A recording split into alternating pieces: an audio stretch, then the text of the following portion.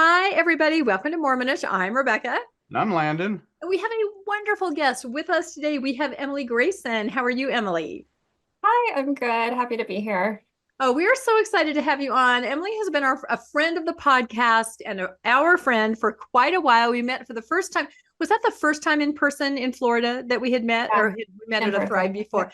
Yeah, when we were visiting Steve Pinecker last Christmas, not this Christmas, but the Christmas before, we had a little meetup at Steve's favorite watering hole, and where you had driven from somewhere. It was kind of a Tampa. I think, sorry, my don't you live in dog. Tampa? Yeah, just south of Tampa, but Yeah. yeah, Tampa Bay area.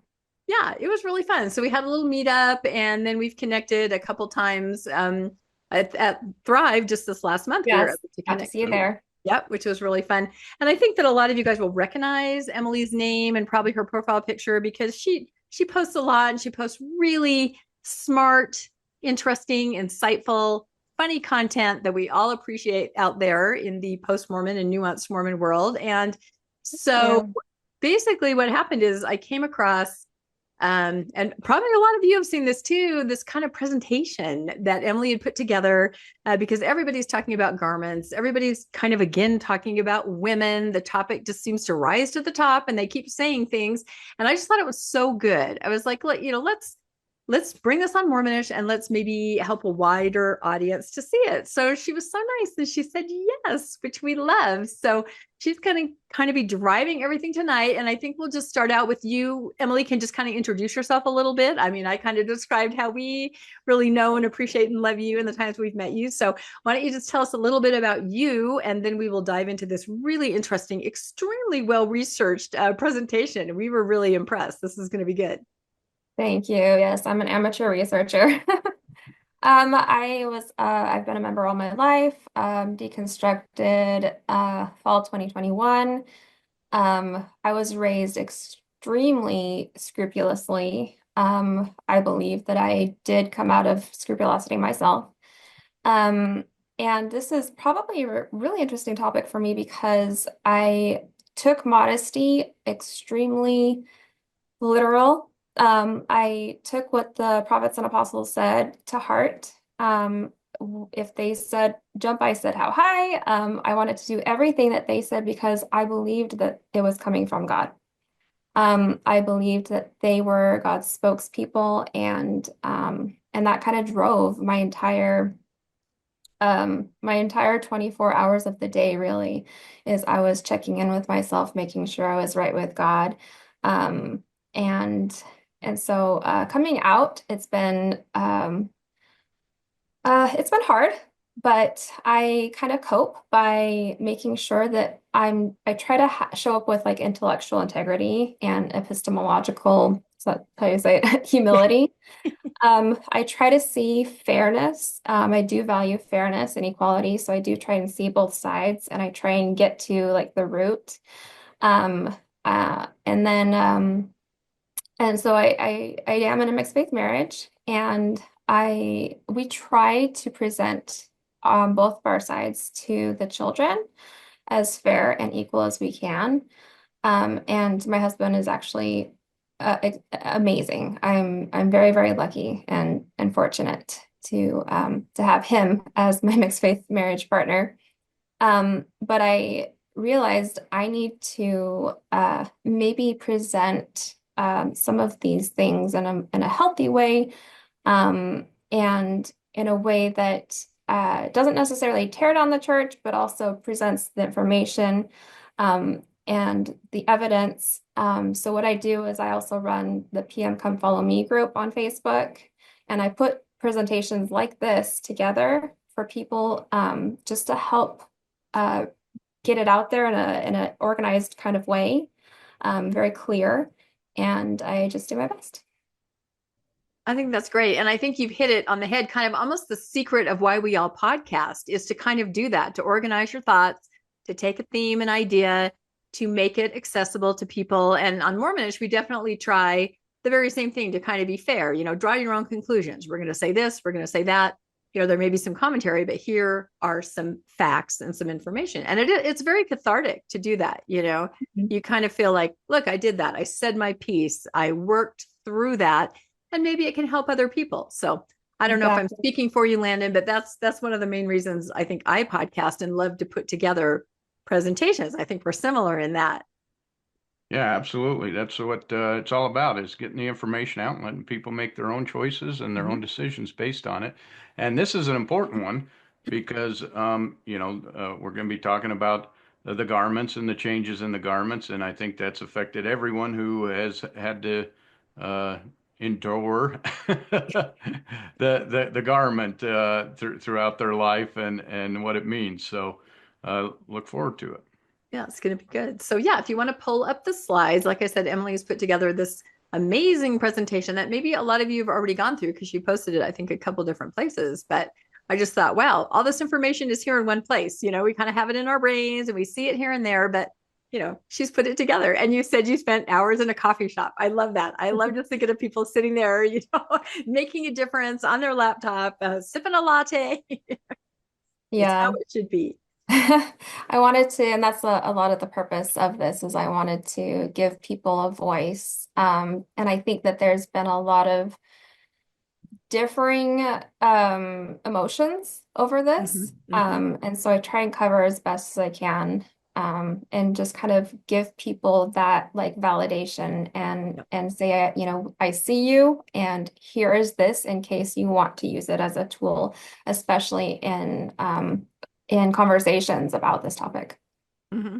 No, and it's really important because you do come across people. I, like Landon said, I've been posting a lot about this topic because people are so interested, and people say, well, why does it matter? Or get over it, or why do you care? Or why are you so concerned now with someone else's? And I'm like, you don't have a concept of what it was to grow up with this as something that you, as you said, checked in with yourself every day, maybe every hour. I'm choosing a prom dress. I can't be in your wedding. I'm sorry, unless you would let me wear something under, every single thing. And I was a kid that was dressed garment ready from being a toddler. I never wore a sundress. I never showed my shoulders every single day. And I don't know, maybe if men don't understand exactly the process that women went through, but it was in your mind every second. Every second you went shopping, every second somebody asked you to, can you attend this event and would you wear this? And it's hard to explain how completely consuming it was. And I thought you did a good job in your slides of kind of getting that across to people, because we're Thank not you. we're not trying to make a bigger deal than it is.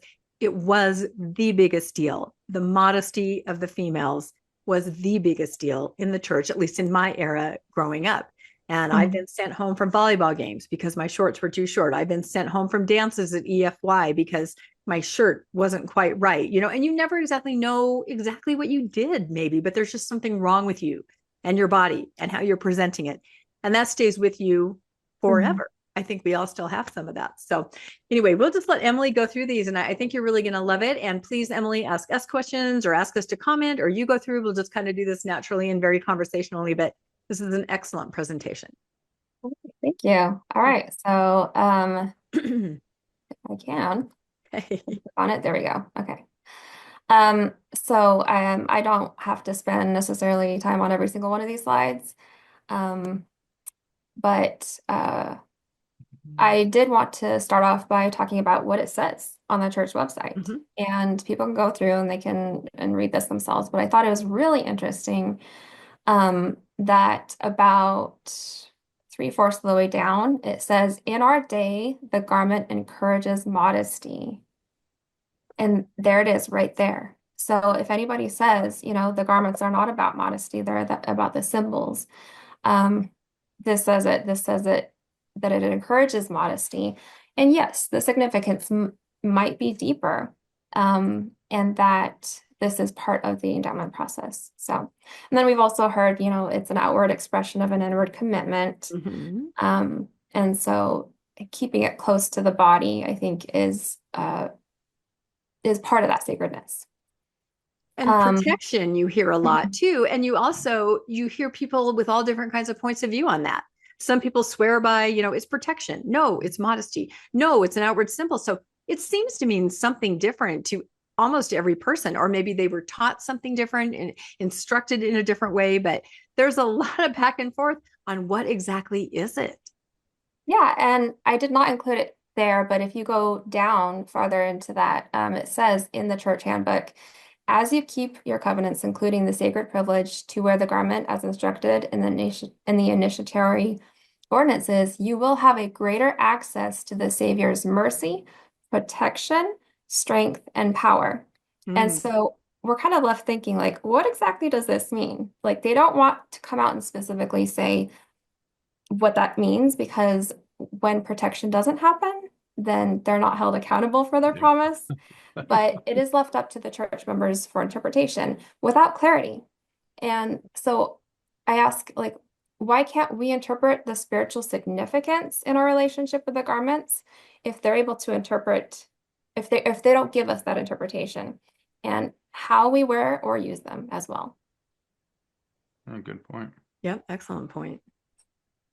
All right. So I remember that there was a post recently in one of the groups asking, like, how did you dispose of the garments? Like, and I, I guess we were taught either burn them or cut them up. So I remember that, that you cut out the symbols and you dispose of them, and you make sure that nobody can tell what they are. I guess if somebody is going to go through the trash digging, you don't want them to know that it's the garment. I don't know why they would be digging through the trash or wanting to look at the garment, but that was the impression that I got. And so I have these like little thought bubbles sometimes that I put in my presentations. And this one is saying, like, temple going members are explained that the garment should be worn throughout their life, but there is no required response or covenant on their end. It's like, this is the garment, here it is, this is what you need to do. I don't remember ever giving a verbal agreement or confirmation that I would do it. So where's the covenant in that, if a covenant is a two-way promise? But it is the church policy guideline how and when to wear them. And the temple ceremony only states that they are to be worn throughout your life. I guess, is that up for interpretation? I don't know, but I've had bishops kind of explain, it means that you wear them. I don't know if we're allowed to talk about the S's on here, like swimming, shower, sometimes sports. I remember one interview with a bishop. I was like all on board, right? Because I was so in. I would wear my garments to the beach and then change in those like terrible bathrooms. Yeah, so my And gosh. it would be all sticky and sandy. I would put on my swimsuit, go to the beach, go back to the bathroom. And women's swimsuits, they're kind of, they're hard to deal with. Yeah, and they are. the sweat and the stick and the sand.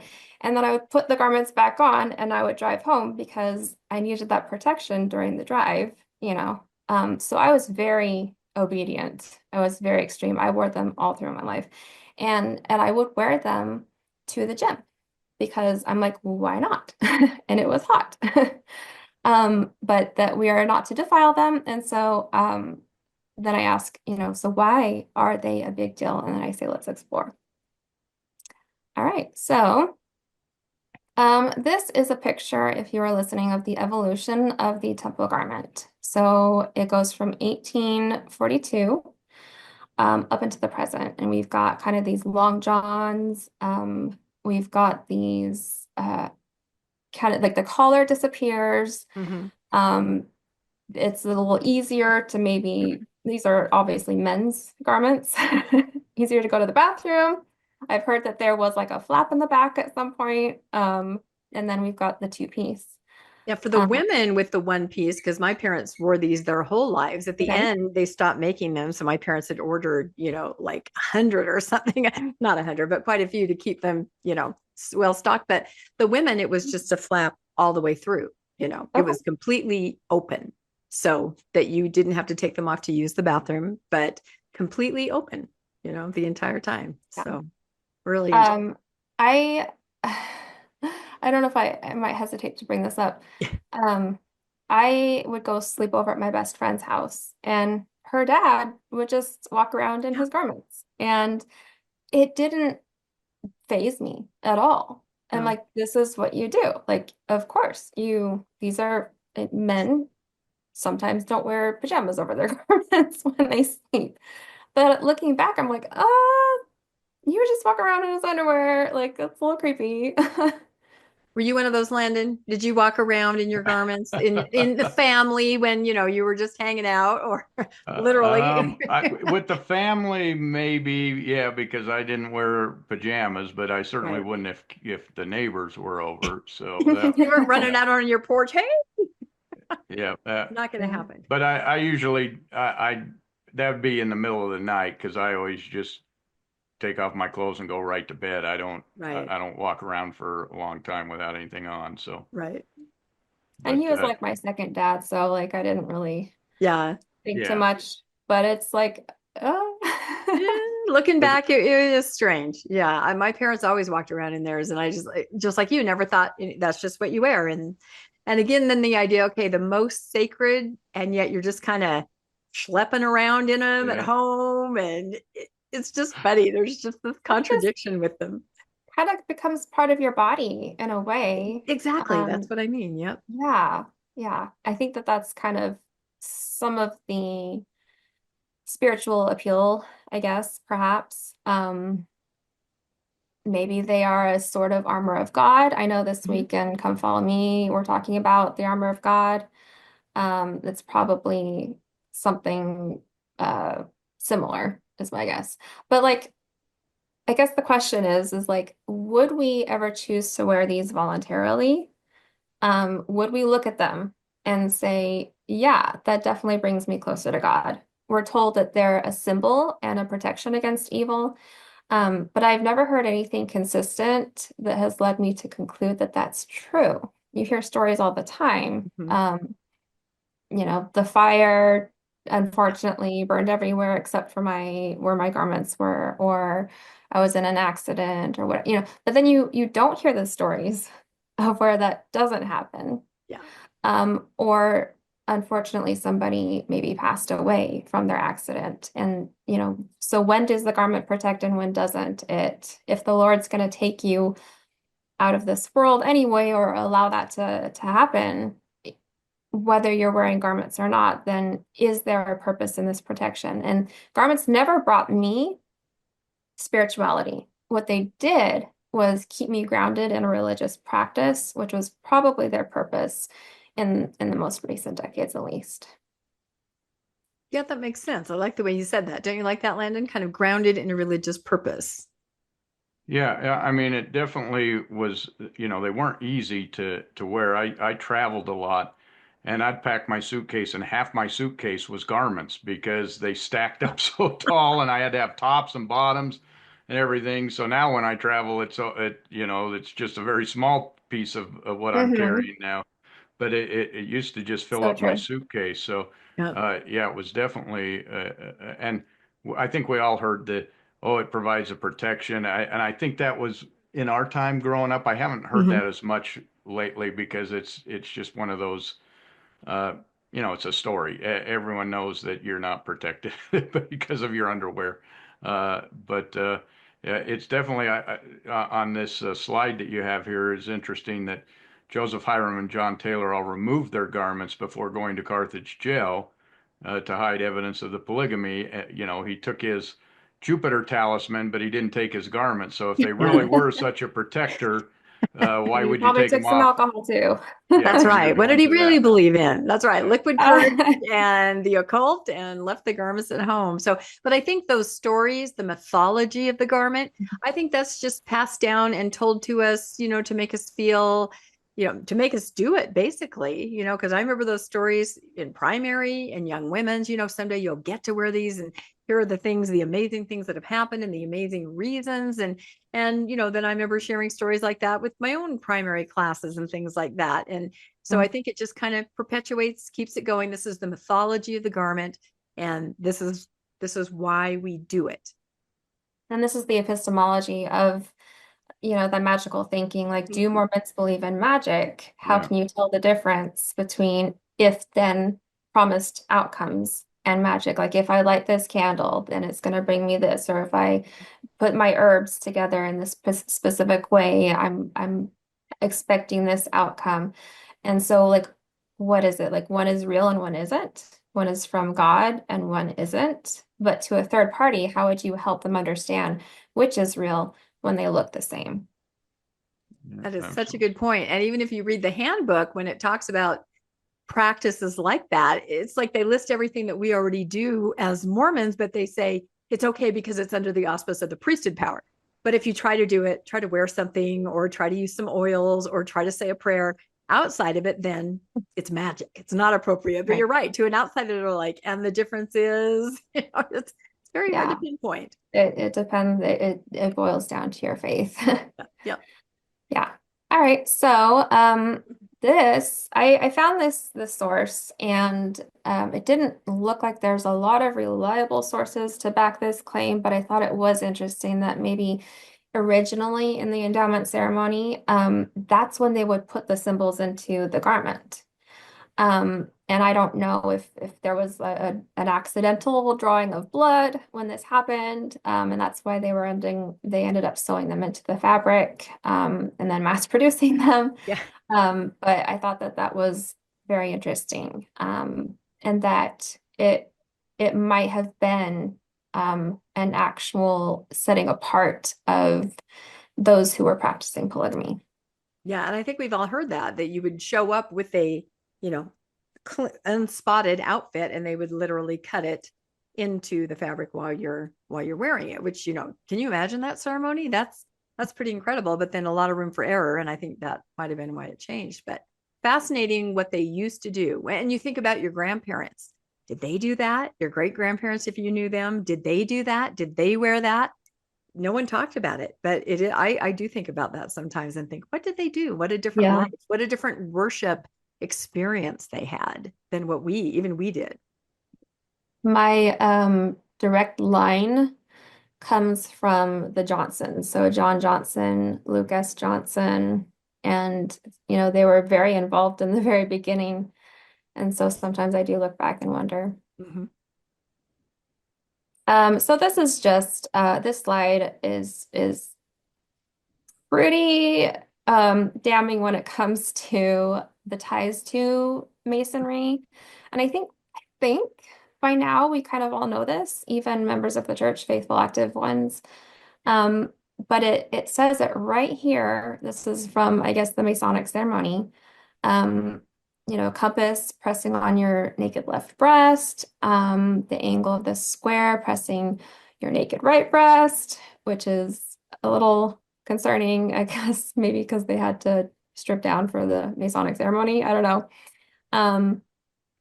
And then these are some of the tools or the symbols that you're going to see. And sometimes I'm driving around Tampa and I'll see this on somebody's driver's license, or not driver's license, but their license plate, or their tag. I'll be like, oh, there's a Mason. But yeah, so this is just let's see, the square and the compass and the ruler. And without going into too much detail, these are going to be the markings found on the garments. Yeah, it is crazy when you arrive at that or realize it. For me, it was working at BYU and cataloging some old books about Masonry, and I started to look at them and I went, wait, what? Those are the marks I've seen on my parents' garments. I mean, it's shocking to try to figure that out. And then you read more and you're like, oh my, And I always make the joke, wouldn't it be interesting if we had followed a plumber's guild? We might have a plunger, a snake, and a bottle of liquid Drano maybe on our clothing. I mean, it's so fascinating to go into the history in depth. And I would point out to everybody, these slides have so much good information on them. If you want to pause at any point or go back and just read everything else, it's really compiled in such a thorough way with all the information that we're only touching on it right here. And if you're listening, I would suggest maybe you go over to YouTube, especially for this one, and take a look at these slides, because each one is really full of information, which is so good, and illustrations too. Thank you. Yes, if I was to read everything, we would be here for hours. We'd be here for hours. But the question I think kind of remains is like, okay, so which came first? The endowment or Masonry? Did the Masons, were they inspired by this kind of endowment ceremony? or symbolism or whatever that maybe the people back then, the members of the ancient church, were practicing. Mhm. And then they kind of stole it, and that's why we're going to see it, because that would be maybe like a faithful kind of a way to look at it. Or did the Masons come up with it, and did Joseph Smith steal it from the Masons in order to create the endowment? And I thought it was interesting that even on FAIR, there was an interview with Greg Kearney. Kearney? I'm not really good with names.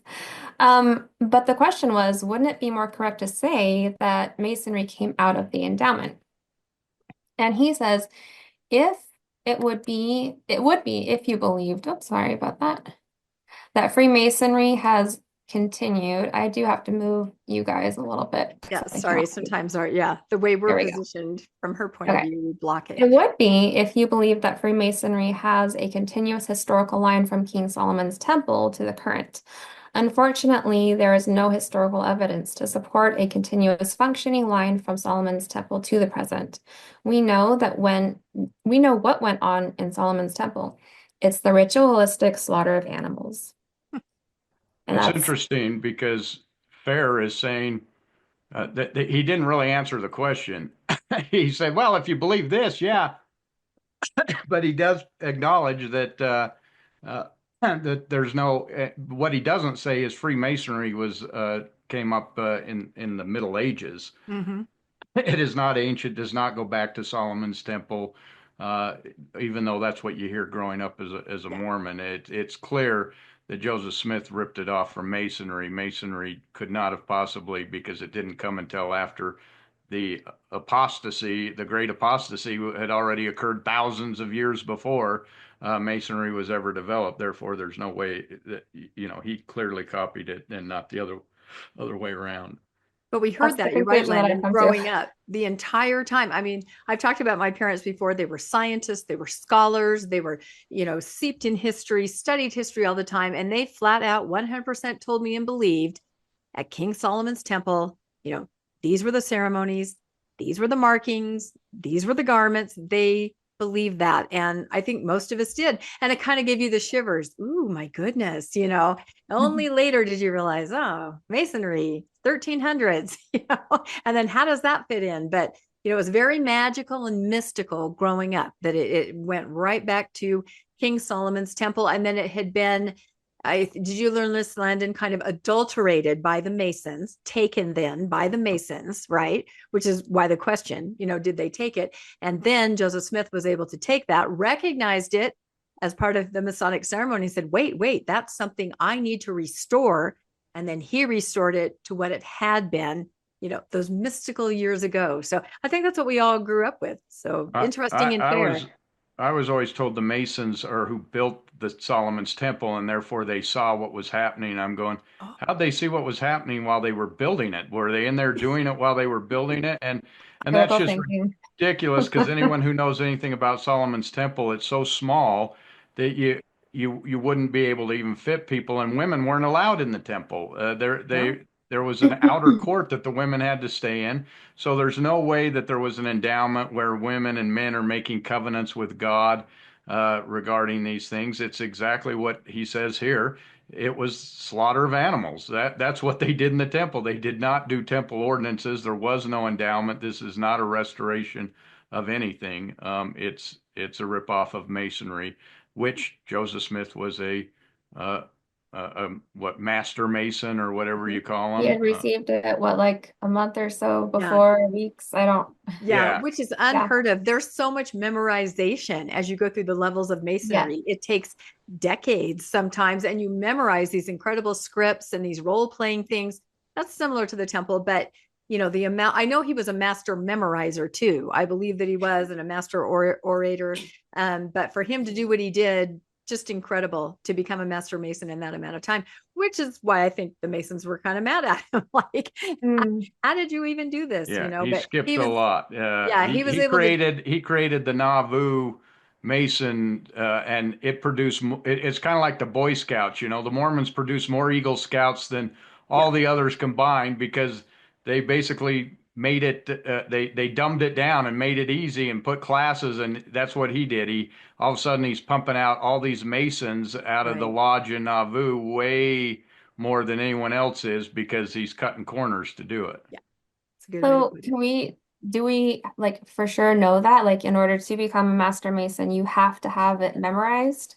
Yeah, it's Well, yeah, I read a whole book on it, like I said, when I was Okay. cataloging at BYU, and it is a series that you go through of role-playing events and you Yeah. memorize your role. You play a character, Hiram Abish, and you go through these life scenarios, and there are certain call and response. The master will say something, you say something back, and then you go home for a while and you work on it, and then you come back months later and you do the next level. I mean, it's a That's huge really commitment. telling. So to be able for Yeah. him to be able to do that, I mean, and Hmm. I do believe that he almost had a photographic memory. I do believe he was able to memorize incredible amounts of things. But I also believe in this case he had help from the inside. But yeah, masonry is fascinating, and there are so many different podcasts on that. We're just touching the surface here. If anybody wants to really dive in, that is a rabbit hole. yeah, and I most think people that don't realize, Emily, you showed a couple slides back that where the Mason, there was William Morgan, who was one of the people who wrote the book. He was actually murdered Mhm. because he was going to by the Masons because he was going to give all the information Right, out about reveal. how the Masons and wrote a book about it, and so they kidnapped him and killed him. Well, his wife ends up in what was it? Kirtland. I think Mhm. she ended up in Yeah, Kirtland and became one of Joseph Smith's plural wives. Was right. William Morgan's widow. Yeah, there's a whoa. lot of connection. Oh So my yeah, he's goodness. very connected to the Masonry story. They are very tied together. I think that another faithful perspective that could present is perhaps the Masons were influenced somehow or inspired Mhm. by deity in order True. for this to come about Yep. into Joseph's life, and then he was Yep. to be inspired by God to recognize it Yep. and then implement it. Um, but I think that requires a lot of mental gymnastics. Yes, it does. No, but Yeah. you're not wrong. Everything is preparatory. Every single thing that ever happened, be it the pilgrims coming to America, that was all preparatory for the gospel. Masonry. When you have that mindset, it's easy to fit everything into that everything happened so that these culminating moments of the restoration can happen. And if you believe that, of course, you believe deity is pulling the strings to make it all happen. So it is Right. gymnastics, Big but I've puzzle. seen people do it. Yeah, And exactly. Masonry was huge during Joseph Smith's time. It was almost like a political party. Mhm. So there was a lot of investment in it. A lot of the founding fathers were involved in Masonry. It came over from Europe and from the mainly from the British Isles, but lots of people were involved in Masonry, and they were doing a lot of favors for each other. That's how you got into power. Is you'd be a Mason, and your Mason brothers would help you in power. So it was kind of an empowering organization that a lot of high-ranking people were a part of, and Joseph saw that and wanted a similar structure for the Nauvoo people there. Yeah, and the handshakes and the signs and the tokens, those were all part of masonry, recognizing each other Yeah. out in the business world. You shake someone's hand and you feel that special grip, you're like, he's a brother Mason. We're Mhm. gonna work together. So it is, there's so many parallels. You're absolutely right. And then this is probably also worth reading because this is from LDS author Michael Homer. And he said, prior to 1860, most Masonic writers accepted the legends of Freemasonry, which claimed that it originated in antiquity. Although these claims were challenged by most anti-Masonic writers in the United States, most Masonic writers refused to discount these claims until a school of English investigators began to evaluate lodge minutes, ancient rituals, and municipal records. Eventually, this movement debunked the notion that the rituals practiced in speculative Freemasonry originated before the 16th century. Gould and others argued that the best evidence indicated that operative Freemasonry originated with trade guilds in the Middle Ages, and that the development of speculative Freemasonry, with ceremonies and rituals similar to those practiced today, began in the 17th century. The rituals of Freemasonry have never been static, but have evolved both in time and place. For example, only post-1760 rituals included separate obligations for degrees in conjunction with signs, penalties, tokens, and words, the form found in most subsequent rituals, and the same format followed in the Mormon Temple Endowment. So he wasn't even doing ancient masonry. He was doing modern masonry. So he wasn't even restoring masonry at that point. He was just following modern masonry at the time. So fascinating. All right. So the conclusion is there is no evidence to suggest that the Masonic symbols found in the garment originated from a religious ancient endowment ceremony revelation. So yeah. Why Mormons feel strongly about garments, and this is worth bringing up, and because I wanted to give a voice to Mormons and post-Mormons, because I think that this does affect both. Not only are some of us kind of upset by the changes, because we feel like we spent all this time sacrificing for it, but I think that that same sentiment is going to be shared by a lot of the active believing LDS women. So for faithful LDS members, garments are sacred and symbolic, and this is why they might feel strongly, because they are a symbol of commitment to God. It reminds you of your covenants made in the temple. Yes, spiritual protection, as we saw on slide number 4. Some believe garments provide physical and spiritual protection against harm or temptation. Separation from the world. So we are encouraged to be a peculiar people. And so it's kind of a badge of honor if you are going to be living to the fullest extent of the standards of the gospel. Obedience to God and the church. So this is definitely a sign of devotion and faithfulness, especially if you are following the instructions given to you when you received them. And then lastly, it is sacred, not secret, even though it is definitely secret. I think I never really, I understood that, but I don't think I ever really fully agreed. Like, no, it's secret. You know, it's sacred. It's secret because it's sacred, but it's still secret. But we're taught not to discuss them casually. One time, a friend of mine and I were IMing back in the day, and he was talking about the Mormon funny underwear. And my dad had actually seen it, and he was like, let's not call them funny underwear, you know? And I saw that and I was like, yeah, you know, these are sacred, ritualistic, ceremonial, whatever, you know, special clothing. So let's try and refer to them as such. However, nowadays, for me at least, I do not have a good relationship with them, so I can call them whatever I want to. And that's such a good reminder. I think sometimes we're on the other side of Mormonism when we forget, when we talk about them so casually, how completely sacred they are to people. I mean, I've told the experience before where I was DJing something at a 4th of July parade. I was leaning forward in Provo at my booth saying, the next float we're going to see is the daughters. And I felt someone's hand going down my pants. I was wearing a garment top and garment bottoms tucked together and shorts and a shirt. Well, as you lean forward, you know, sometimes your shirt untucks. And I guess my garment top had also untucked and it was hanging out a little bit. And a woman felt so disturbed by seeing, must have been maybe like an inch of the garment, because I was just leaning forward. That's all I was doing. She tucked them back in. She put her hand far into my pants. And she said, she whispered very loudly in my ear, your garment. And I tell that story for lots of different reasons. But then if I think about this woman, she truly didn't mean harm. She truly was so disturbed by seeing what was sacred to her flapping in the wind as I leaned forward that she had to take that incredible step of putting her hand down someone else's pants.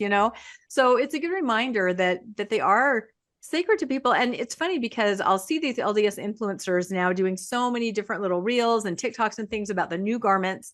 And in a way, I'm almost like, God, you guys are kind of talking about these in a really weird, disrespectful way. Like there's one that's like, oh my gosh, I just gotten down and I don't feel cute anymore. Come to my class. We're going to teach you how to be hot in your garments. I'm like, you guys are really talking about garments in a way that I never would have, or anyone I knew would have. We were very about it. So almost like they're said, it's a selling mixed, on them. yeah, it's a mixed This is how you can do relationship. it. And Yeah, exactly. It's just, and I think that's why we don't stop talking about it, because for those of us that are older that spend our life like this, it is a very mixed, even still relationship. Like when I know some people, it's cathartic for them to take their garments off and burn them or write things on them.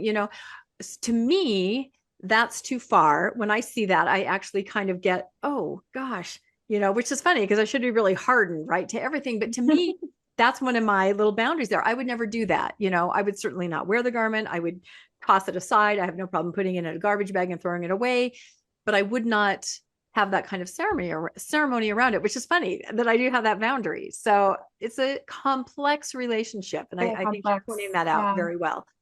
And you bring up a good point because, as we'll talk about, I'm sure even later, we had to jump through hoops to figure out what to wear that would cover it, because we were not supposed to wear anything that would show it. And so, I would wear longer shirts so that I knew that I didn't want to be bending over and have that accidentally happen. Yeah. Whereas I saw other people who wore normal shirts, and might have let it, accidentally shown, but I didn't think it was that big of a deal because you're still kind of covered. I don't know.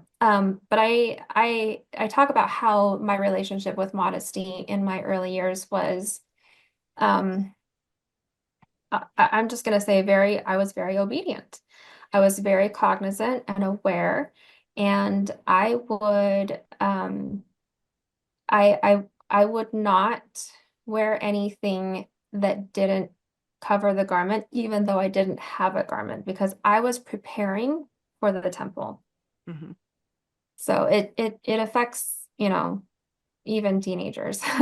Yeah. Oh no. Like I said, I was raised garment ready. Yeah. I never owned a sundress. I never owned, I've talked before about this one extremely rebellious moment I had on a band trip when I was 14, and we were all shopping, and there was a shirt that the sleeves were even longer than this. I think it probably, came to about here or something.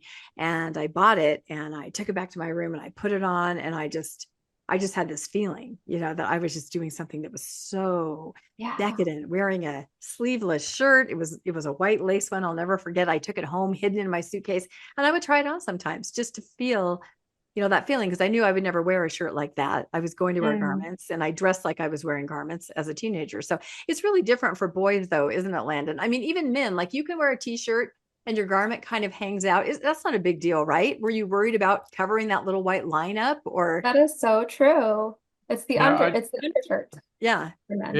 It always kind of, to me, it was always sticking out of the, where your shirt is here. It'd always be hanging out right here, and there'd be that little white stripe. And I don't think anyone thought anything of it, other than it was just weird that you were wearing a shirt under a shirt, especially a t-shirt you're usually wearing in the summer, and you've got this other shirt underneath it. But I didn't think it was that big of a deal, but it always looked weird because you'd look in the mirror and there'd be some white thing, some kind of bunchy white. Well, you know what guys did have, and I know people think this might be a rumor, but this was told to me when I was in Young Women's.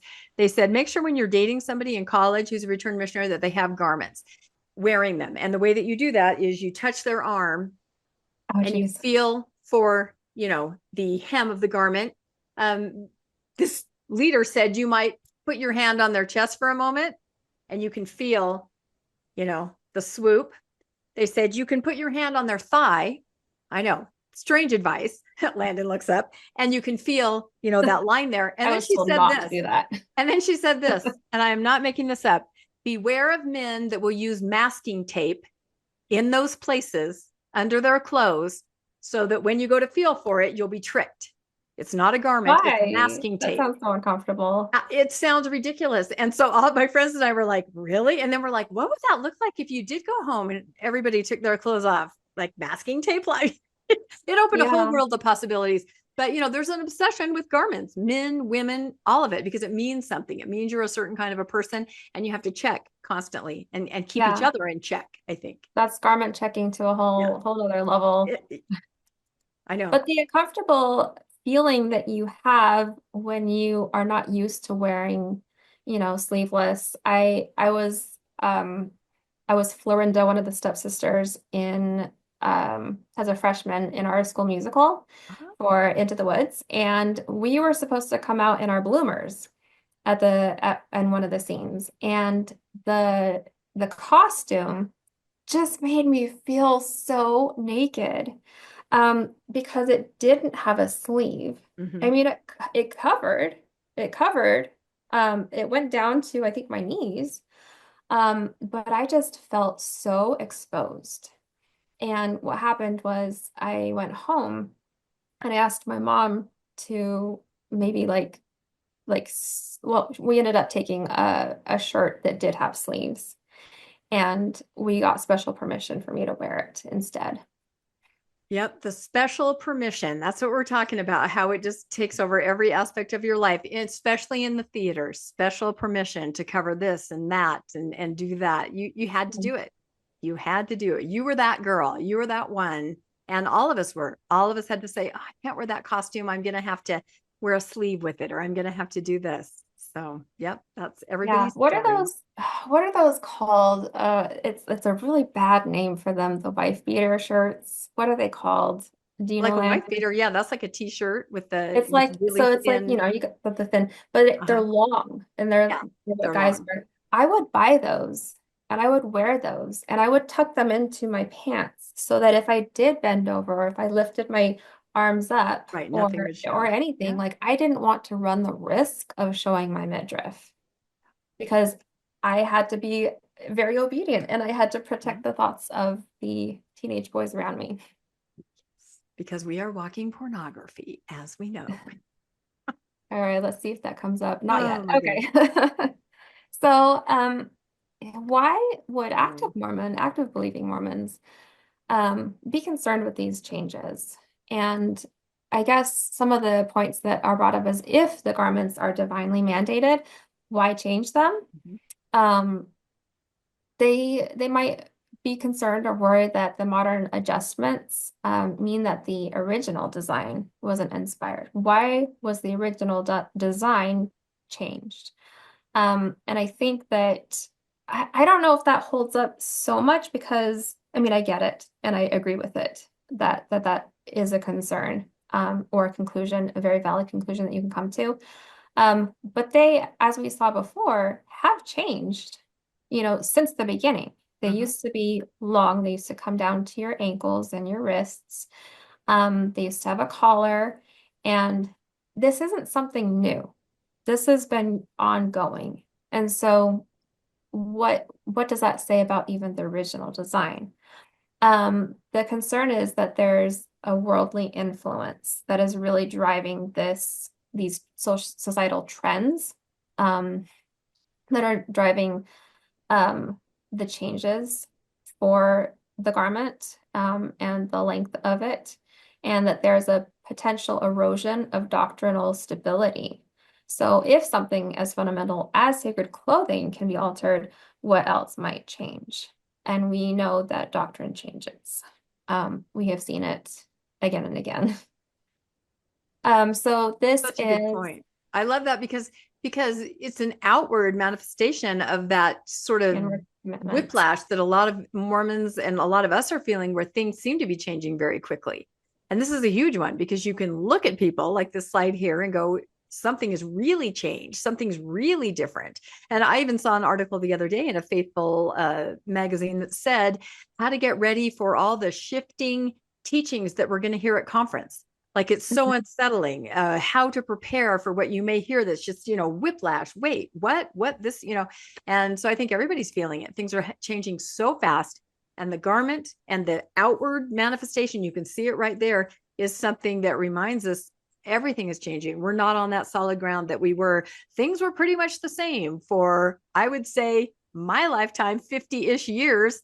And then suddenly things are all of a not the sudden. same. All of a sudden things are Yeah. not the same. So unsettling are some of the words that were used in this article: shifting and unsettling and unsure. And the article just said, just trust that they know what they're doing, trust the brethren. But still, you see somebody walking into church like your slide here, and you're just like, this is not my church. What happened? Yeah, I think the apologetic response is that, this is why we have current, in real time, live revelation, that perhaps this is evidence of a living God who is aware of our changing world and presents the commandments to us in our respective and collective time. Which, it could be a possibility. But again, that whiplash is really, I like the word unsettling. It is unsettling. And it makes you think that God is following the trends. God's like, oh, look, everybody's having shorter church. Hey, we'll do that too. Hey, everybody's wearing that. I'll do it too. Either be prophetic and forward thinking, and have done that forever until everyone else catches up, or maybe maintain that orthodoxy. It just seems to be confusing to a lot of people. Why? That's why logical to me. Exactly. Yeah. Especially when modesty has been defined. Yes. For you. This is what it means. Okay, does it? Or and what do you think about this? Here's a question I was just thinking about. I was thinking of doing a little short on it. So does this mean now that because the modesty standard seems to have been redefined with tank top garments, can a teenager now wear a sundress to church? Can a little sunbeam or a little girl going to primary wear a sundress? Mommy gets to wear, show her shoulders. So she's no longer walking pornography. Can girls wear whatever they want now? Or will they lock that modesty standard down still? Say, you guys have got to wear sleeves till you wear garments, and then you can wear it. It opens it up to a lot. And I haven't heard too many people talk about that. How are teenagers supposed to dress now? Is it okay? So I will offer the perspective of somebody who lives out west, or sorry, east. You guys are out west. I'm out east and live in a very humid climate. We are not Utah culture out here so much. And it's perfectly normal out here for children to go to church in sundress. Oh, good. Good. Yeah, not necessarily enforcing that. I think growing up, especially out west, which I did, I grew up out west in kind of that culture, and it was absolutely. I remember I was in junior high, and I wore a vest, and it was modest. It came to the end of my shoulder, but the mom who drove me home that day talked to my mom and was like, oh, and so then my mom took me aside and she's like, you need to be wearing something that covers the shoulder. So I was definitely in that. But I think that out here, especially in Florida, they're a little bit more lenient in that regard as far as it comes to the children. Even teenagers are not necessarily enforced as much. Yeah, but your story, everyone has a story like that, where they wore something that was borderline appropriate. You felt okay in it, and then you're told and shamed by other members of the board, and again, but now everything goes. Now it's fine. You didn't need to feel that way back then. Or did you? Or did God want you to feel that way then, but not now? It's extremely confusing. Was that shame necessary? Was that shame necessary? Have to go through that. Yep, you said it perfectly, because we all felt it, and you just felt like there's something wrong with me. I don't know what I did. The time when I was sent home from a volleyball game for the shorts that were too short, I had cut off some sweats, and I didn't understand that you need to kind of cut them so they, I don't know, or maybe shorter here or longer there. And so they probably were a little too short, but I wasn't trying to do anything. I was just cutting off some sweats to be comfortable at the game. And they stopped the game and they sent me home in front. It was very embarrassing. because I was an extremely modest child. I never in a million years meant to do that. And then they came up with a policy that we had to wear shorts to the knee. It must be touching the knee to the volleyball games, and it was all because of me, and I didn't mean to do anything. I wasn't trying to do anything. I was one of those girls where I looked like I do now when I was 14, and so, but again, that stays with me, how ashamed I was and how I meant nothing by it. And yet Right. it And all changed you want to everything. do is please God. And when you Mm-hmm. feel not necessarily the shame from the society, though that is absolutely horrendous to feel, but you feel like you are shamed before God, Mm-hmm. like the God of the universe. Like Yeah. he is disappointed in you. Like, oh my gosh, I Yeah. didn't mean to. I'm so sorry. Like Yeah. that's what a big feeling. It is a big Very feeling. I heavy. can feel it right now. And we're talking 4 decades later from when it happened, more than 4 decades. I can feel how that felt. I can relive that moment, and And it the was shame a that comes shame. with it is reflective in this slide here because Mm-hmm. she is talking about, even though she's active, she's believing, she's wearing her garments, yet she knows as soon as she steps inside, she's going to be judged and she's anxious about it. Wish me luck. Mm-hmm. You know, she knows that this is something that people are going to be concerned with or judging her for, wondering if she's worthy. And yeah, I think that that's pretty indicative of this. Yeah. And we Um, should point out, for those that don't know, these tank top garments are not available everywhere until fall. But a lot of people have connections from missions. They're available like in the Philippines and in Africa. So a lot of people are getting these. People have said the influencers are getting them from the church themselves. I don't know if that's true because there are a lot of LDS influencers out there making videos about here's how you wear it, here's what it is, here's where it'll come to, here's what can you expect. But so people are wearing them, but the common person isn't going to be wearing it and can't get it yet. And so it's true. There could be some shaming at church from people that don't know that they're wearing garments, or you're going to be looking, are you wearing garments? And then I've seen people on faithful threads saying, well, why can't I just alter my garment? I'll just cut it until the new ones are ready. oh, And can you or can you not? I mean, isn't that didn't even an think about interesting that. question? The We're not answers supposed to alter were, them.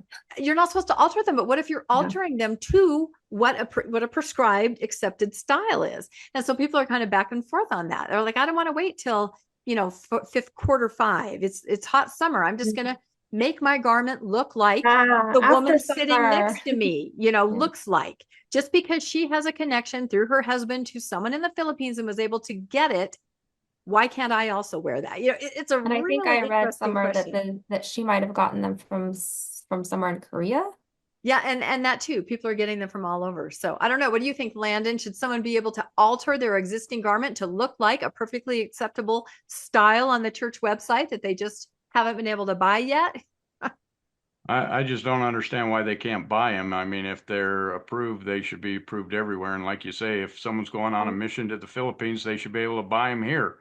Yeah. Why are they limited to certain countries? It could be production, getting everything ramped up, getting everything online, maybe. Good point. Good I don't point. know. All right. So especially I think that, as we've talked, this affects women. And so there are four main points that I've come up with that show this. And so we have the emotional investment was deep. Um, we sacrificed. We wore longer skirts. We altered our dresses. We layered our clothes. I cannot tell you like the amount of layers that I wore. And everybody, before the word cringe was popular, people would say, that's cringe, essentially. And I wouldn't care because I'm like, I kind of like this style. I think it's kind of cute. And I think that that's when layering was popular back in the early 2000s. And so luckily I had that, but then I continued on. And I remember wearing swimsuits and thinking, wow, my arms feel so free. Yeah. This feels so good. I wish I could do this all the time, but that's not what God wants. So I'm not going to do that. Um, and then we talked about avoiding potentially some activities. I would have not wanted to run a marathon. I know some people are like, that's perfectly acceptable time to remove your garments, um, which I agree. I don't think that I could have done that though, but that's me. That's how seriously I took it. I also I would again get the permission from like the dance studio or wherever I was, anytime that there was something that was not covering the garments, I would not wear it. So if I had to stand out or not participate, then so be it, because it was important for me to always be modest. We are conditioned to believe that our righteousness was tied to our outer appearance, right? So when the church suddenly changes modesty rules, it invalidates the years of sacrifice and suffering that women have endured under the previous standards. And the question begs, why was that required before but optional now? It And makes this me is wonder if there's going to be virtue signaling in people saying, look, I know that's a thing, but I'm not going to do that. oh, It's kind of like when they absolutely. changed the marriage ceremony that you can be married civilly first and then get sealed. And I wondered about that. And that's exactly what happened. Some people Mm, were like, well, for me and my that's not house, a we will be real sealed marriage. first.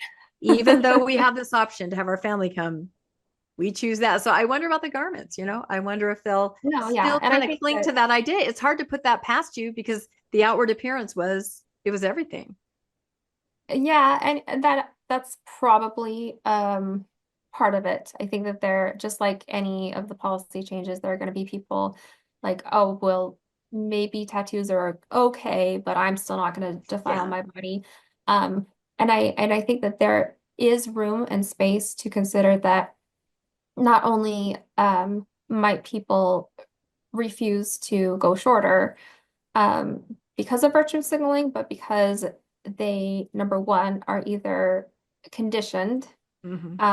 and not comfortable Yep. wearing anything else, or two, they feel like that their connection and their spirituality is individual and personal to deity, and that they feel like, for example, I'd like to tell this story.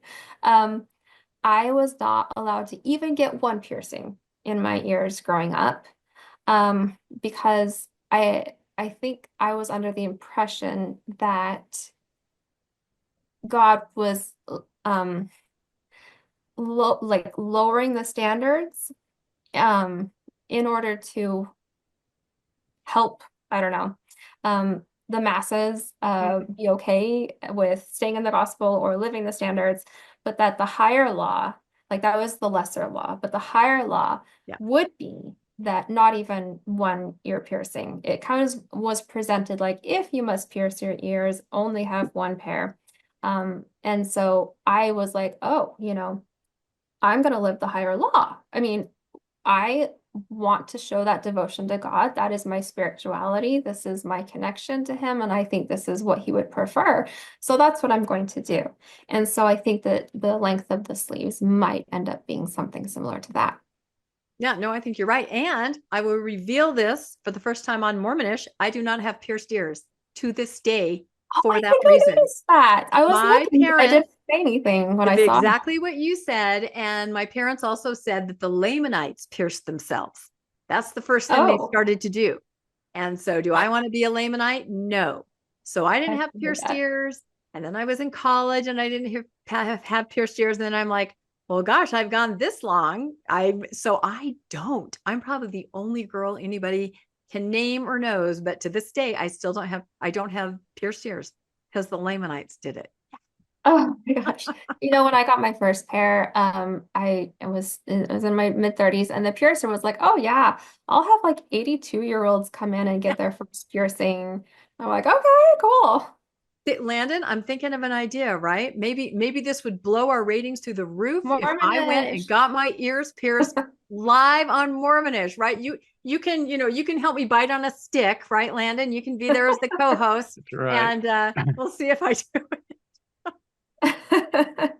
It's a personal thing, It's a personal thing. personal expression, aesthetic, when you're ready, all that stuff. Yep.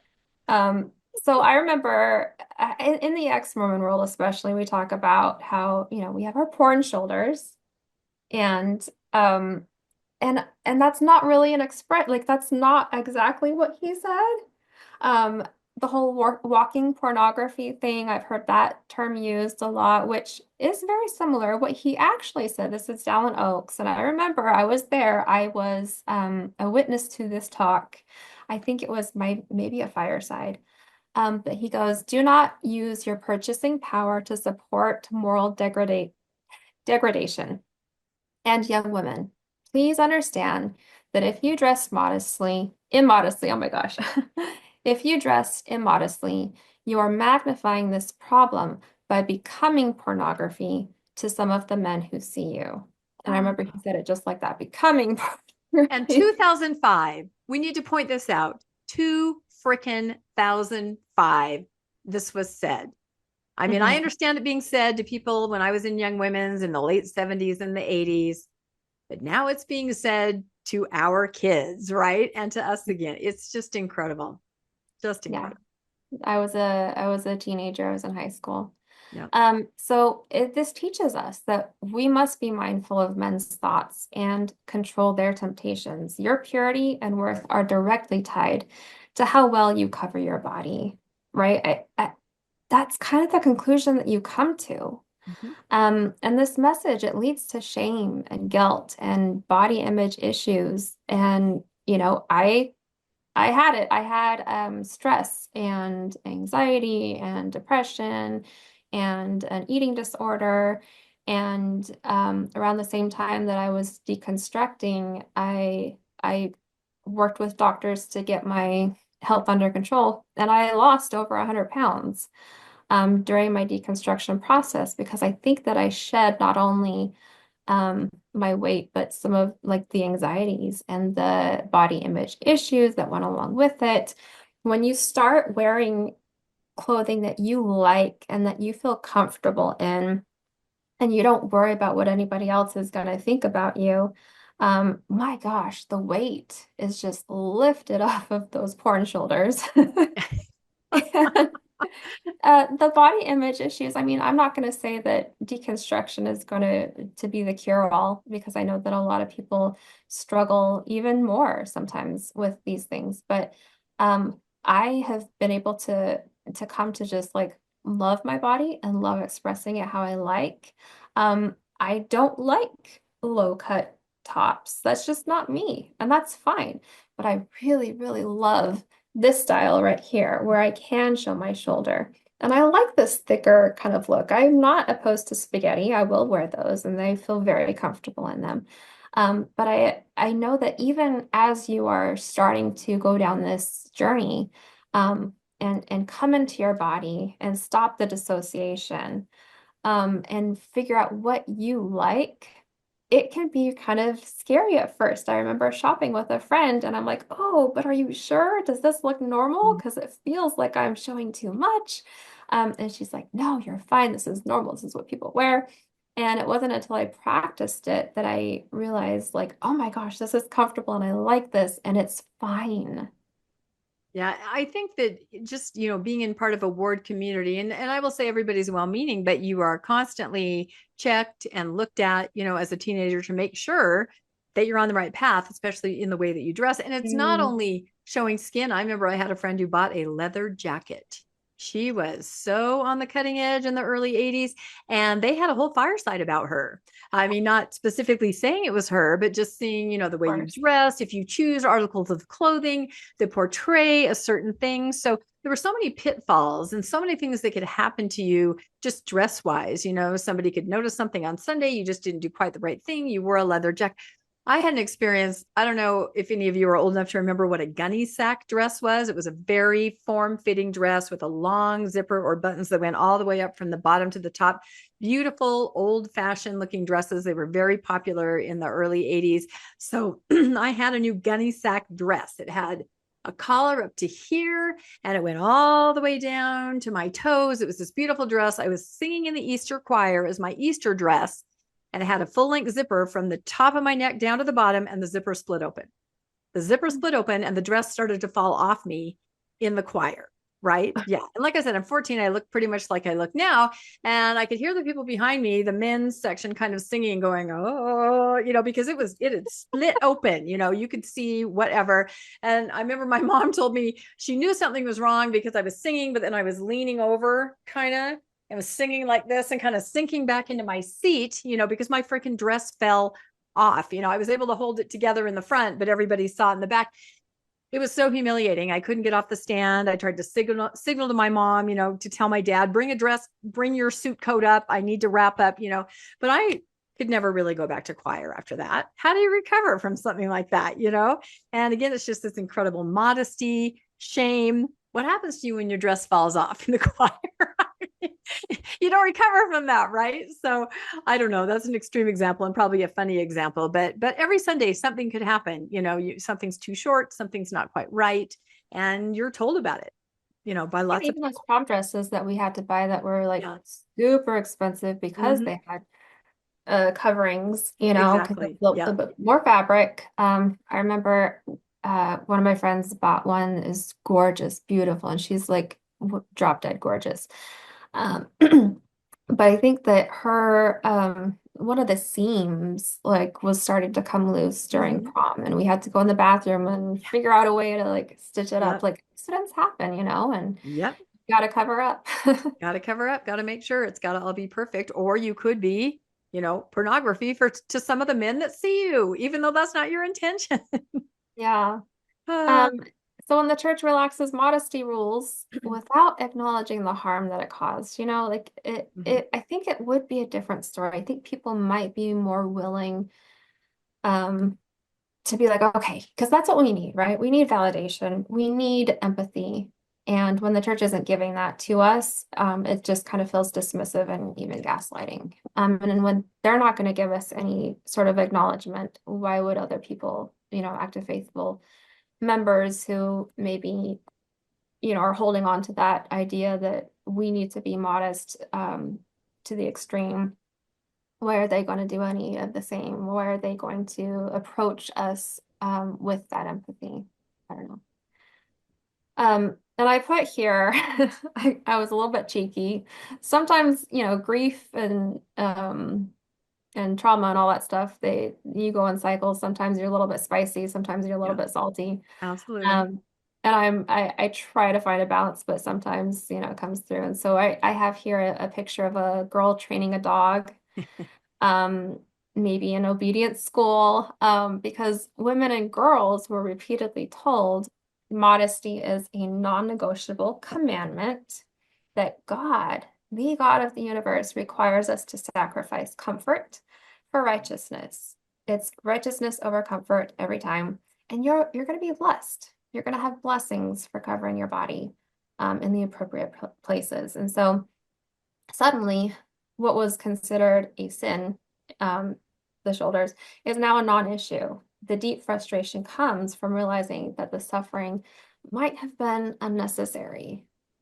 Or maybe perhaps it was necessary for that time, and maybe we were being tested in that way, and that was what commandments, wanted for us. But I feel like that's kind of cruel. I feel like that would be a cruel kind of God. And then number 4, gaslighting and dismissal of this pain. And this is kind of what I was talking about before, where, people are going to say, oh, you're overreacting. You're making it too big of a deal. It was just, it's policy. It's always been about the symbol, not the rules. Or you must have misunderstood the doctrine, or you were taught from a culturally extreme viewpoint. You unfortunately were raised by parents who were, surprised, trying to follow the prophet and apostles, trying their best to be close to God. I don't feel like that is, extreme. I feel like that is, they were trying to be very faithful. And it just gaslights because it denies and it rewrites your lived experiences. It changes the narrative. Women were held to strict standards, and they were concerned with the consequences of breaking them because the consequences are severe. And so I have here just a screenshot, and I was respectful and I covered up some of the, the names and the pictures, but there is a faithful response. and to this. And again, not a lot of empathy. And she says, or I'm assuming it's a she, people need to understand that garments can change. Garments are never about modesty. They are truly to remind you of the promises and covenants you made in the temple with Heavenly Father. And I just want to draw this person's attention back to slide 4 when it Right. says literally that the garments are in our day about modesty partly. Yeah. And so we have some responses here. Generations of LDS women and girls have been shamed into covering their shoulders, and that's what it is. We dealt with shame. That's what it boils down to. We were told that showing our shoulders would keep us from the temple and give men impure thoughts. And this other person says this is so hard for someone that was bullied relentlessly as an LDS teen for showing shoulders. And those are just 2 examples of many, many stories. If you follow the links in my presentation, if you're able to go and find this presentation in some of the groups that I posted it in, follow these links. Some of them are really eye-opening. Some of them are going to be concerning, but I would encourage that. I think what it boils down to, especially, is that we as teenagers were taught from the For the Strength of Youth pamphlet. And it was very, very specific. Especially, I remember as a teenager in the 2001 edition, it was updated and it was distributed, and we had firesides about it. And we were told we even had like wallet-sized versions of it. Yeah. My And I kids have it. carried that around with me in my backpack at school and everywhere I went. I did, yes. And so it was taught as scripture. When the prophet and apostles come out with something, it is scripture. And because they put this out, in fact, there's a first presidency message at the very beginning of this pamphlet. And then this is direction from the Lord. This is what the Lord wanted for us at that time. And here the Lord is saying, never lower your dress standards for any occasion. And I feel like that's what the Lord is doing right now, right? Society is changing. Maybe it's climate control, like global warming or whatever, maybe it's time. But I feel like that this was a standard of modesty, and now the standard is being lowered by shortening the garments, right?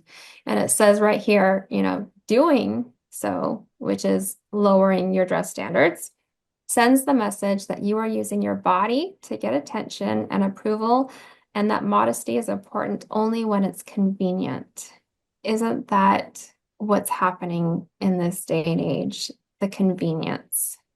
Yeah, well, I think they never anticipated that all of the growth the church could hope for would be in a country where it's blazingly hot and there are just simply different dress standards that are not conducive with, the garment that we wear. And I think that's the number one reason. But I'm looking at these. Don't you think, Landon, these kids look like they're 45 years old? Yeah, those are some old kids. I was just going to say, though, that you can't have a different standard in different countries and different places of the world. It's either a standard or it's not a standard. Otherwise, it's cultural. And if it's cultural, then it's not from God. It's from man. So you might as well just follow your culture wherever you are. And why do people in Utah have to follow a different culture than than those around them just because they're a member of the church? You should just say follow your cultural norm. Yeah, it's a good. And this is the beginning of a whole bunch of like very toxic, inappropriate messages, as we'll see. But these are taken from that pamphlet. Here you see very specifically it says young women should wear clothing that covers the shoulder. So remember, this is to the youth of the church. This is not necessarily to people who are supposed to be wearing their garments. Hey, this is what you need to do in order to dress appropriately when you are a child. Because because someday you will receive your endowment in the temple. Your dress and behavior should help you prepare for that sacred time. This is the reason, and this is the reason I dressed the way that I did, was because garments, if they're good enough for an adult, that standard is good enough for me as a teen. And this is what God wants, because here it is in this correlated distributed curriculum pamphlet thing from the apostles and a prophet. Yeah, and I'm So- guessing it says that in the updated Strength of Youth today. I'm guessing it says something about shoulders because that came out 2 years ago. And again, I asked the question, what are teenagers? What is their standard now that their moms can show their shoulders? Are they going to change that? In fact, as soon as we're done with this podcast, I'm going to go find that and see if they've updated it or see what it says. But I think that when I read it 2 years ago, it still said cover the shoulders. So what is the standard now that preparing for garments means preparing to wear something like this? I could be wearing garments. Well, not quite this. I'd have to go like that. As we talked about, it's kind of more of layers. A straight. Yeah. In fact, I did a little short today where some of the influencers are like, well, and we've all noticed this, that the garment is a very straight shot right here, and these kinds of shirts are more racer back, they kind of swoop in on the side. And so this particular influencer said you probably want to wear a tank top over your tank top garment just to make up that little gap so your garment doesn't show. So you're going to have tank top garment, bra, tank top over your tank top garment, and then your cute summer shirt. So we're back to layer after layer after layer, just so that, and it seems like men don't mind if their neckline garment shows very much. Should a woman mind that we're talking maybe like 1/4 of an inch difference that they're wearing a tank top over it to cover that? Again, I don't know. The different standard across genders or even cultures. Yep. Yeah. This page over here on the right, it specifically talks about your shoulders being covered and your shorts and skirt going to your knees. These are the standards that we were taught. And there are a lot of things that I didn't put in this presentation, but I think that the purpose of it was to focus on the then and the now, and how we were raised and what we were told, and conditioned and programmed to believe about modesty. But this is to prove, because people are like, well, it's not about the shoulders, it's about the symbols. It's not about modesty. And I'm saying, and if you're told that you misunderstood, I don't think this is misunderstanding the church's position on modesty, at least when we were growing up. Yeah. And then everybody has these Mormon ads. Love it. Remember these? Yeah. Oh my goodness. Don't be a dummy. And now this dummy is wearing something that potentially could be, maybe this one would have to be maybe layered with another shirt underneath, but it's close. It's close to what we're wearing. It's not a spaghetti strap. The collar isn't too low. And I guess if you're covering it up with a sweater, you can't even see anything there anyway, but strange outfit. Like, who would wear that? A red tank top, a black sweater? I mean, it's just a unrealistic outfit. No one would wear that. They even have to cover the mannequin. Yeah, apologize to any of our viewers or listeners who are wearing that. I'm sorry, I shouldn't say that. No cleavage on the mannequin. Do not mean to disparage at all. I'm sure you look lovely, madam or sir. Yes, it could be a trend. It could be a trend. It's actually something Rebecca would wear. She wears her coat with her. I do wear a coat all the time. I'm so cold all the time. If it weren't for this ring lighting, I'd be wearing a coat right now. So, okay. But it makes me think Utah prom. I don't know. You're probably familiar, Landon, because your kids went. My kids went. But boy, those girls did not follow any of these standards. The pictures that you see of these big group dates, it's almost unbelievable what is okay. The Utah parent wants their daughter to look amazing and they look like a Kardashian. But in every single one of those kind of big group date pictures that my kids brought home, there was always that one girl, or maybe the two girls that were living the standards of the Strength of Youth. And they were wearing the puffy sleeve, poofy dress, and the poofy dress while everyone else is Kardashian, And I always remember thinking, that girl's parents are trying to do what it says in the handbook. The other girl's parents have said, just for this one night, we're not. She's going to look incredible this one night, So it makes me wonder, maybe There's now if nothing that wrong with girl, that. yeah, maybe that girl in But the puffy she'll be dress, judged. maybe now she can wear something, but maybe not. Maybe her parents will go, nope, you still know what you need to wear. But anybody go on Facebook prom time and look at any of those group pictures, and there's always the one girl whose parents are adhering to the fourth strength of the youth, and the rest of them, I don't know what they're doing. See, look at me, judgy Miss Judgerton. Here I am. I want to issue an apology. When those shirts, like, I apologize for what I said when I was Mormon. Yes. I did. I judged, and I was talking to one of my friends, and I was pointing to a picture in the yearbook of another Mormon girl who was on the prom court. And her dress, honestly, it was modest, but it didn't cover the shoulder. And I said, why? Like, you had an opportunity to be in front of people and to set an example of the church, and you chose to wear an immodest, I put that in air quotes, an immodest dress. And I was talking to my friend, I was like, why? Why did she do this? And that has stuck in my head forever. Yeah. And I am just, if this person is ever listening to this, I apologize. I am so incredibly sorry. But you were judged that way when you were growing up. And Yes. like I said, it's part of the culture to keep everyone in line, keep them in the boat. And so then we turn around and we judge others. And that's just what happens.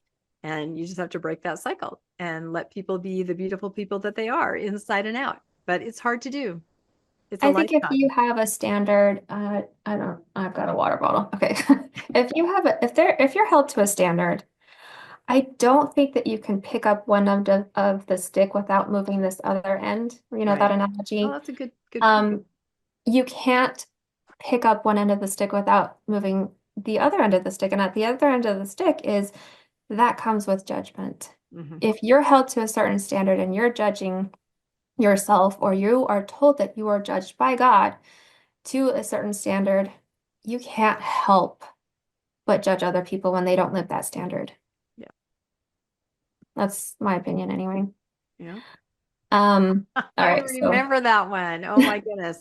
You have exactly one job, for those of you that are listening, and it's a girl, young teenager looking in the mirror, but what she sees is her older self married in the temple, all in white, to a man all in white with a purple bow tie. That might be a red flag. I don't know. Yeah, that's pretty degrading. This is your only job in life right here. Yeah. If you don't get married, you're not successful in life. Yeah. And that one not necessarily has anything to do with garments. However, I think it does in the light that we had just discussed, that the purpose for these teenagers to dress this way is to prepare to go through the temple, to prepare for that celestial marriage. Yep, that's it. All right. So this one I found, I was like, what?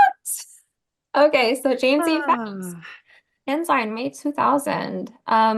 He said, you young ladies may have a hard time buying a modest prom dress. May I suggest that you make your own? Oh, okay. That's in 2000 even. Yeah. That's what I'm saying. My mom made all my 1950s. Yeah. No, my mom made all my prom dresses just because she was an amazing seamstress. And what if you don't have that? Could make, but what was funny, and I didn't figure this out till later, every dress she made, she never quite got it done. She never quite got the zipper or the buttons in the back. So I was always sewn into my prom dresses. So I thought that was, she just didn't finish it. She didn't get it done. Looking back, I wonder if there was another motive to that. I couldn't have taken that dress off if I wanted to. I mean, I can't imagine that was the motive, but it was awfully suspicious that she was always sewing and sewing until the very last minute. She's like, I didn't finish that. Here, turn around. I'll just whip stitch you right in real quick. And then, of course, when I came home after the date, I had to have a seam ripper taking it out. But yeah, she made beautiful dresses, but she could never quite get that zipper in for some reason. Were you a rebellious teenager, Rebecca? No, not at all. I was zipped into a freaking dress and I had no door. I had no chance to be rebellious whatsoever. Have you heard my door story, Emily, where my parents took my door off my bedroom when I was 16? Yeah, I tell that a No, lot. but I've heard that that happens, unfortunately. Yeah, it's one of those things. Got to keep people in line. So it's okay. It made me Okay. grow up to be a podcaster. So it's all good. Your voice will be heard. But this is amazing. In 2000, that's not that long ago.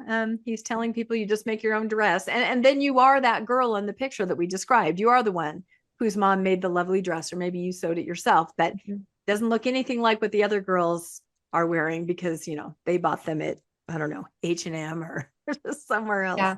I mean, you can't afford necessarily some of Yeah. those more expensive ones. Oh, So my mom, exactly. she definitely made at least two, and then she definitely altered the others in order for me to what but again, like what if you don't have access to somebody who can do that, especially nowadays, this day and age. I Um, don't know. all right, Robert Hales is talking about specifically, this is just proof that it was taught that we need to cover our shoulders. This is August 2008, and he says modesty is at the center of being pure and chaste. And then he says our clothing is more than just covering for our bodies. It reflects who we are and what we want to be, both here in mortality and in the eternities that will follow. So again, this is very important. Um, he continues at saying that our clothing is our landscaping, presenting our bodies as temples. And I probably should have underlined this part, but he says, how we dress portrays whether we have proper respect for temple ordinances and eternal covenants, and whether we are preparing ourselves to receive them. So this tells me that he is talking to people who have not yet gone through the Right. temple, saying that they need to also be held to these standards. All right, and then I just see that there's some flaws in Jeffrey R. Holland when he's talking in the 2005 October address. I'm not sure exactly what this talk is, but I'm sure it's in one of the links that I posted. The church will never deny your moral agency regarding what you should wear and exactly how you should look. Except right before that, he just said, for you to fully claim Heavenly Father's blessings and protection, we ask you to stay true to the standards. And then at the end of this section, he says, our standards are not socially negotiable. Until they are. And we can all show our shoulders 20 years later. So, yeah, that's great. It's like it's up to you when your moral agency, but we can't be responsible for what happens to you if you stray away from the standard. So, a lot of mixed messages, but for the kids that are paying attention, the kids with scrupulosity, they know what to do. They daren't wear anything that's even close to pushing that boundary. For sure. And then you've got Campbell, the immodesty is like contributing directly and indirectly to the immorality of this age. So if you are not covering your shoulders, by golly, you are responsible for the decline in our standards of society. And in fact, if you are immodest, you are flaunting before young men when you leave your body is partly uncovered, you're flaunting it before young men.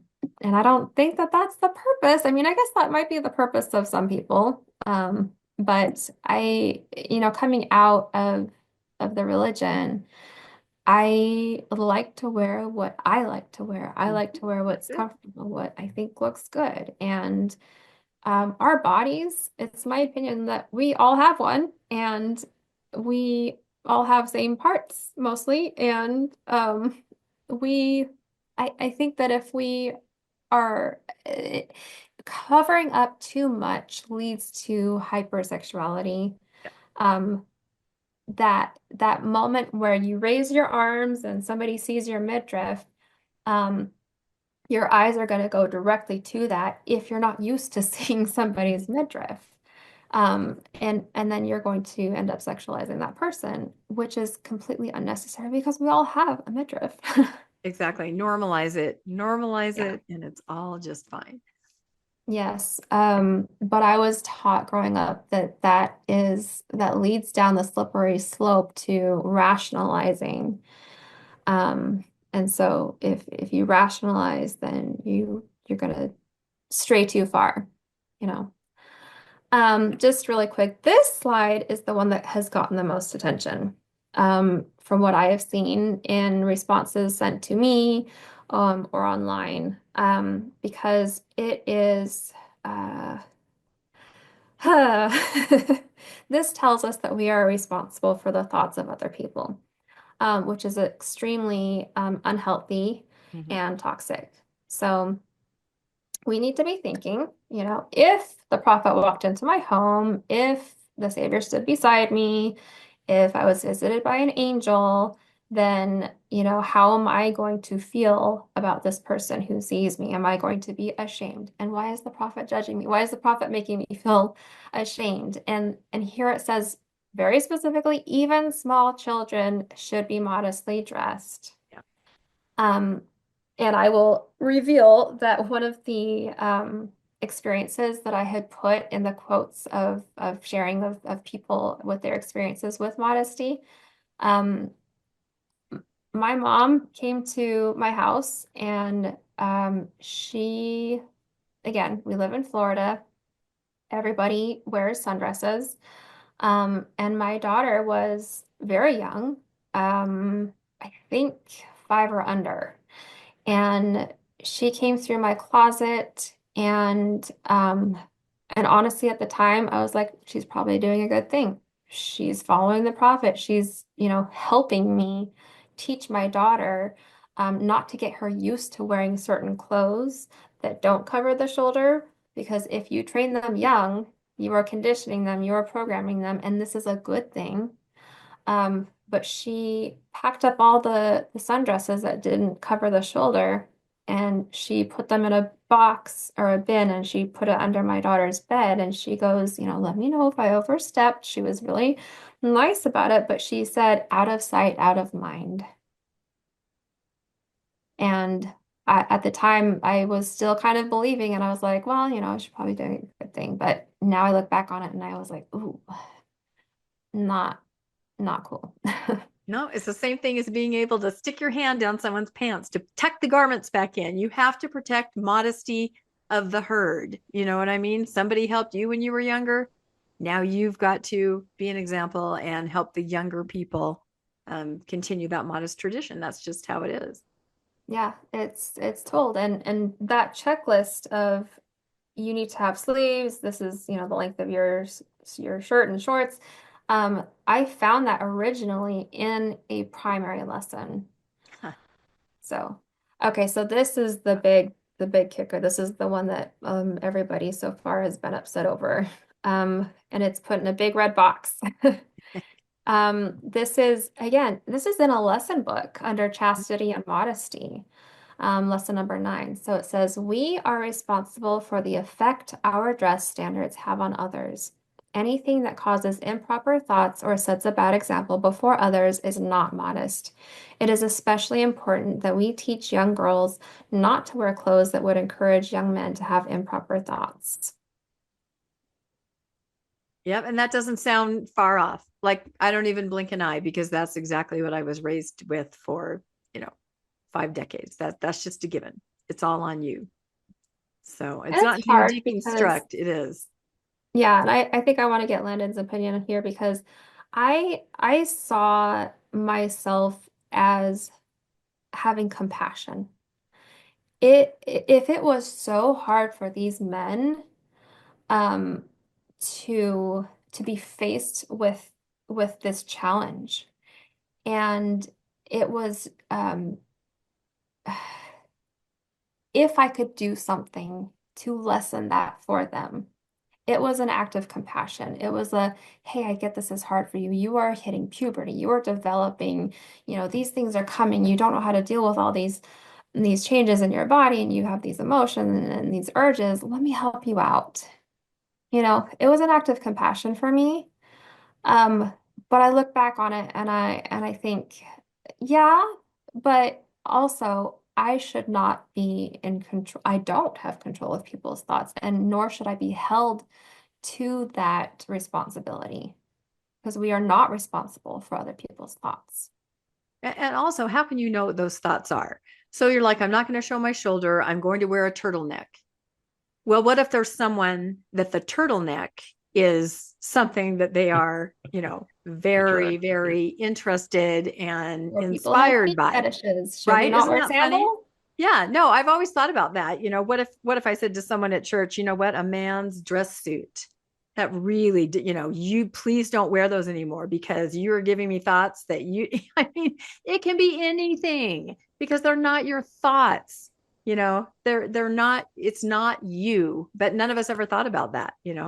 That's what I was going to say is, by the church standards, young men are always going to have improper thoughts, regardless of what you wear. Yeah. And I don't know if it's even fair to call them improper thoughts. It's what No. evolution has taught you to do is that when you're a young man, your body is saying you're supposed to spread your seed, and that's what you feel, and it's not going to matter what somebody wears, you're going to feel that way, and that's the way God made it. That's not the way. That's not women's fault. That's God's fault if you want to blame anybody for it. But that's what evolution has made your body do, and that's what your body's going to do regardless of what a girl wears or what she's wearing on any given day. All right. So again, being told that we are responsible for improper thoughts of others is based on how we dress is wrong, both ethically and psychologically, and it's harmful. So it shifts the responsibility away from the individual. And this idea kind of reinforces a lack of accountability.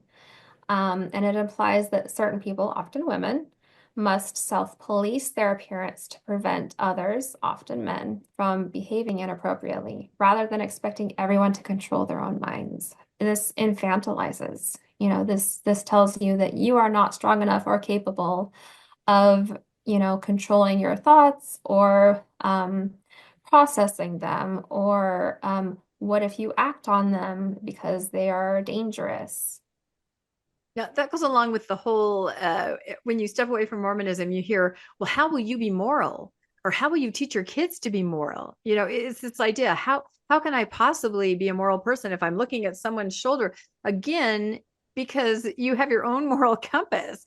Right now, all of us are murdering as many people as we want to, right now, sitting here. It's not a religion, it's not a shared mythology that's keeping us from doing that. And that's terrifying to think that maybe some people have that idea. The only reason I'm not jumping on women here is because they're dressed up in, a gunny sack. That's absolutely ridiculous, but it's infantilization for sure. And no autonomy and no responsibility. They made me do it. It wasn't my fault. That's exactly it. And it contributes to a culture of victim blaming. Yes. If someone experiences unwanted attention, it's because they were asking for it by how they dressed, or if a person is harmed or disrespected, then, how many stories have we heard where, they are blamed, or, they could have prevented it. And it's just, everybody needs to know that it is harmful, this rhetoric, because no one is responsible for another person's inappropriate behavior. Of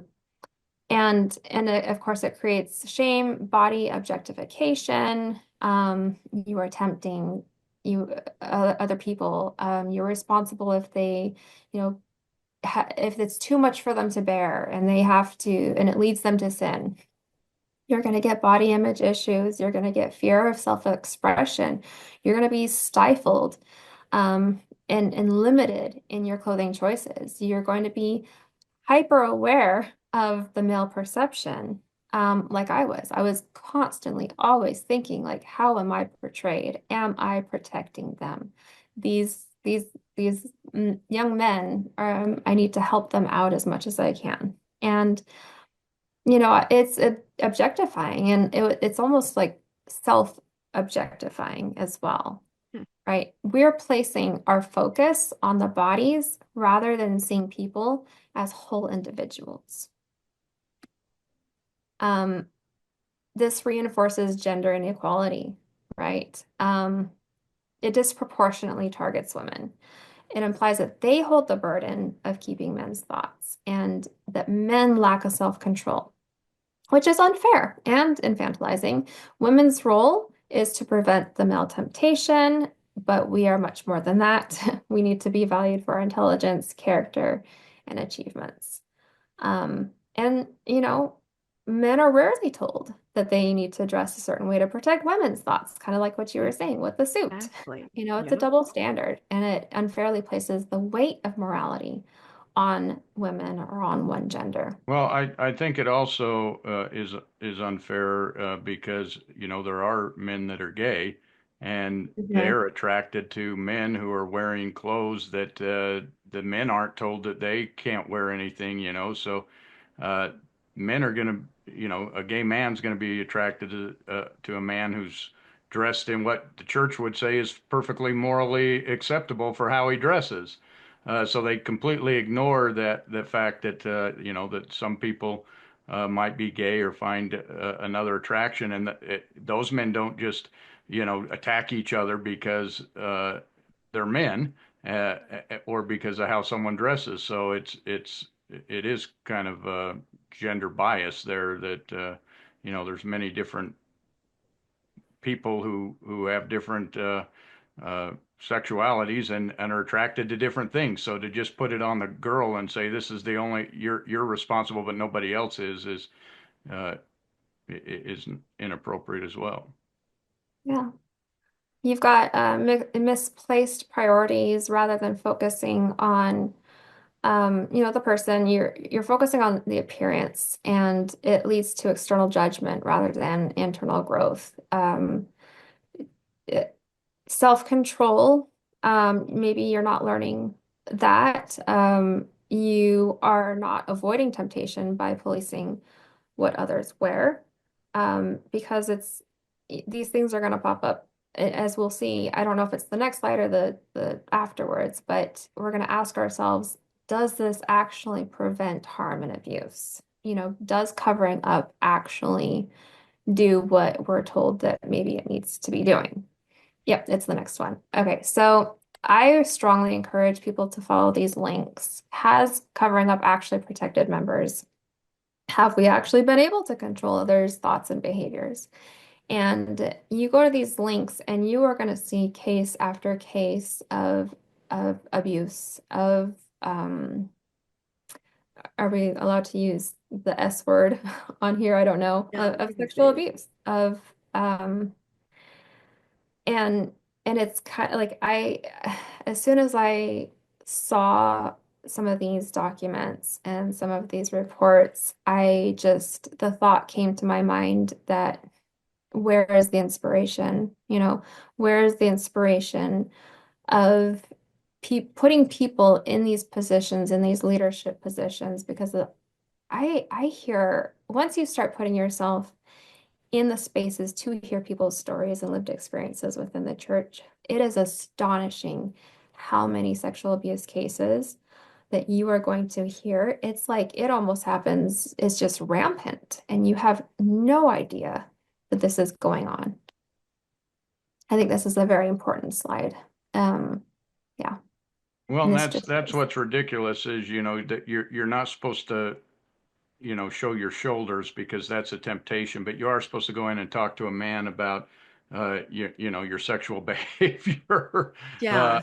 and tell him all the details. And what kind of standard or what kind of sense does that make? That's certainly going to be much more arousing than someone's shoulders when you're in there telling the bishop all the things that you did.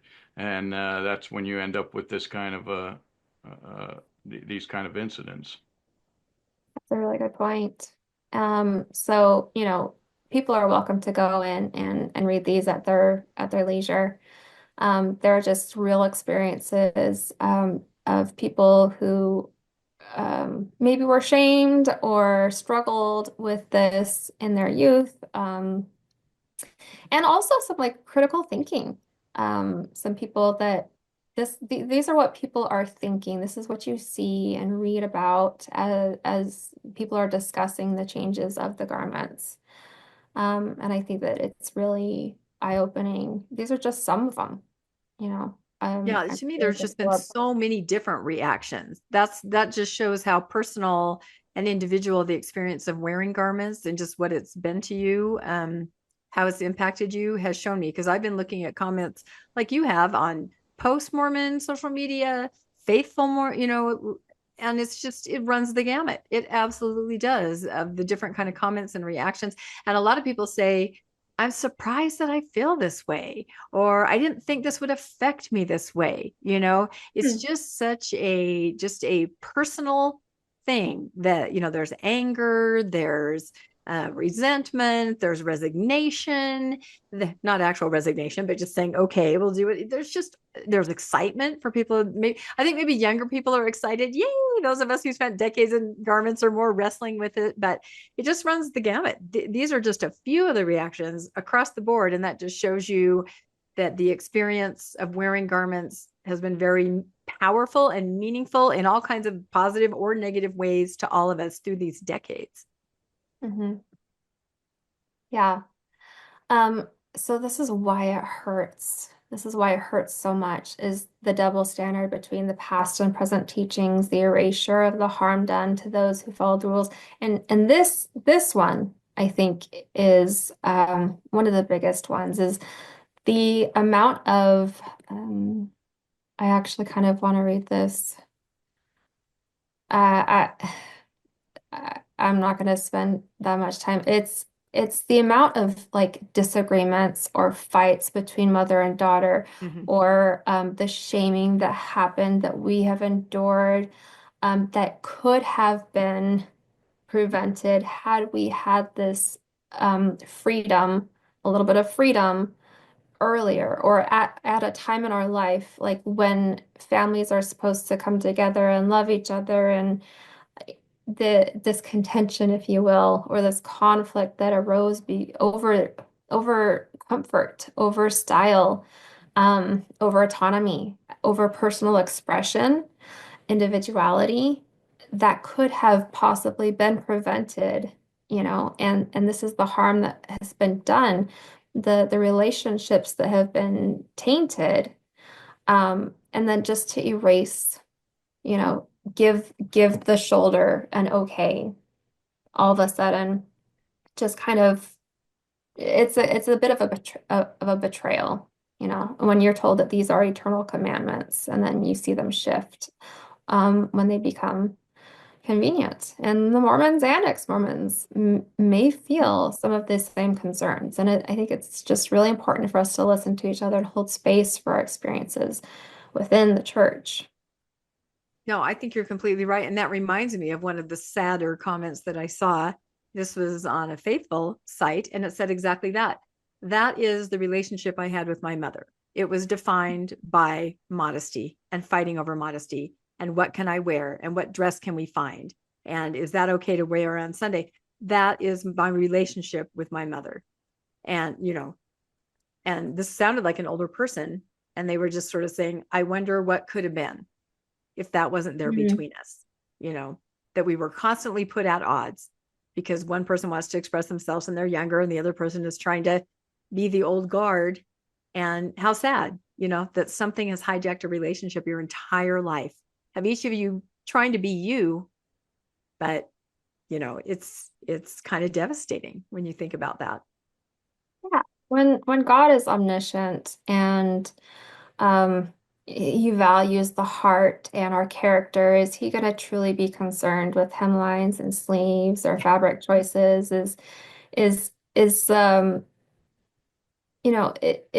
Why would external appearance take precedence over kindness, compassion, and personal integrity? It becomes an arbitrary test of faith, because then it's about obedience. It's not about spiritual connection or personal autonomy or spirituality. It's all about obedience is the goal. And so why are you using clothing rather than your actions and your behaviors towards others for that standard, to measure that? It doesn't make sense that a loving God would do that. You have selective enforcement. And so modesty standards are often disproportionately applied to women, again, reinforcing those gender-based spiritual control rather than equal devotion. So I want to really kind of touch on this spiritual coercion idea because when you impose external controls under the guise of faith, then you are making people, you're causing people to conform out of fear, out of guilt, out of shame, not out of a personal connection to deity. It's this fear of divine disapproval. Not only are you afraid, like I said before, of your family and your friends and the people around you, but God is always watching. And if you are displeasing God, then you might not get to live with those families and friends and the people that you care about. You have those social consequences, but you also have shame-based morality. I really like what Susan Hinckley said in her podcast. She said, the nature of my yes, like when you say yes to wearing garments. So if you're faced with a choice, right? She says, the nature of my yes might have been completely different had I also felt I had the option of saying no. And I believe that it's that uninformed consent, it's that spiritual coercion, that is driving this rather than, and maybe that's our fault, is it? Is it our fault? Is it, do we need to change the way that we look at garments? Have we developed into this culture of, this Mormon culture where we judge other people, where we're using the garments inappropriately? Or are we just following the prophets and apostles and what they've said? It's hard because it becomes the standard of clothing becomes a measure of worthiness rather than personal conviction. And they're a tool of control rather than a genuine faith expression. No, I love that. It's kind of a what if, right? What if they were introduced to us in a totally different way? And Yeah, we might have felt completely different about them. Yeah. and they might be in the future. I This think might maybe they might be. inspire. No, I think you might be right. Yeah. Do we change God or does God change us? That is the question. That is the question. So these are just some reasons that people might remove the garments. And they're all valid reasons. One of the biggest concerns that I hear about online is that you have your perpetual yeast and bacterial infections. And I will say I was one of those. And since I removed my garments, I have not had to have any sort of treatment for anything like that. And so that was kind of almost shocking to me. I'm like, really? Is it really going to help? Because you're still putting a piece of cloth in that area, Yeah. but it does. It does. And Well, it's so, because garments are made of dark fabric dyed white. Doesn't matter which kind, they are all dark, dyed white. And those harsh chemicals and dyes are what are doing that. And the non-breathability. People don't understand that. They're gray fabric or a blue fabric that are dyed white. That's why when you wash them, they get grayer and grayer because they're returning to their natural color. It says on them, do not bleach. If you bleach them, they will return even more to the yellow, gray, dark color. But most people do not know that. Even the kind that you buy, especially the bamboo, that kind of stuff, dark fabric, dyed white, the harshest of chemicals to dye something to a white color. oh, But that's interesting. yeah, they don't tell So you that. I That's don't why know they what kind turn of gray garment instantly. my in-laws were buying because she even took me aside one day. She's like, look, this is what I'm doing. I'm like bleaching, and she would No, like throw the garments in some bleach and just like nope, let it sit, and then she would like put it in the sun to let it yep, dry. And no, man, they came out white. They yeah. they were like brilliant, like new. So I was like, oh, I don't know about the bleach. It seems to Yeah, work again, fine. harsh chemicals. That's right. So yeah, they're not meant to be put next to skin like that. I've always Very thought we interesting. we I did talked not for a know. while about having we had a couple of gynecologists we were going to have on to talk about just in general that kind of fabric in that kind of area, that it kind of fell through. We weren't able to do it, but I think almost any medical doctor, if you said, "Hey, I want a 24/7 wear this non-breathable fabric right here next," they'd go, "Oh no, honey, you got to breathe that out. You got, you got, no." So yeah, it's interesting. And that's just one of the things. This is a great list. I can go down it and go, yes, yes, yes, yes, yes. I had what I later recognized as a body dysmorphic kind of experience. The first time I put garments on, I felt claustrophobic. I felt like I couldn't breathe.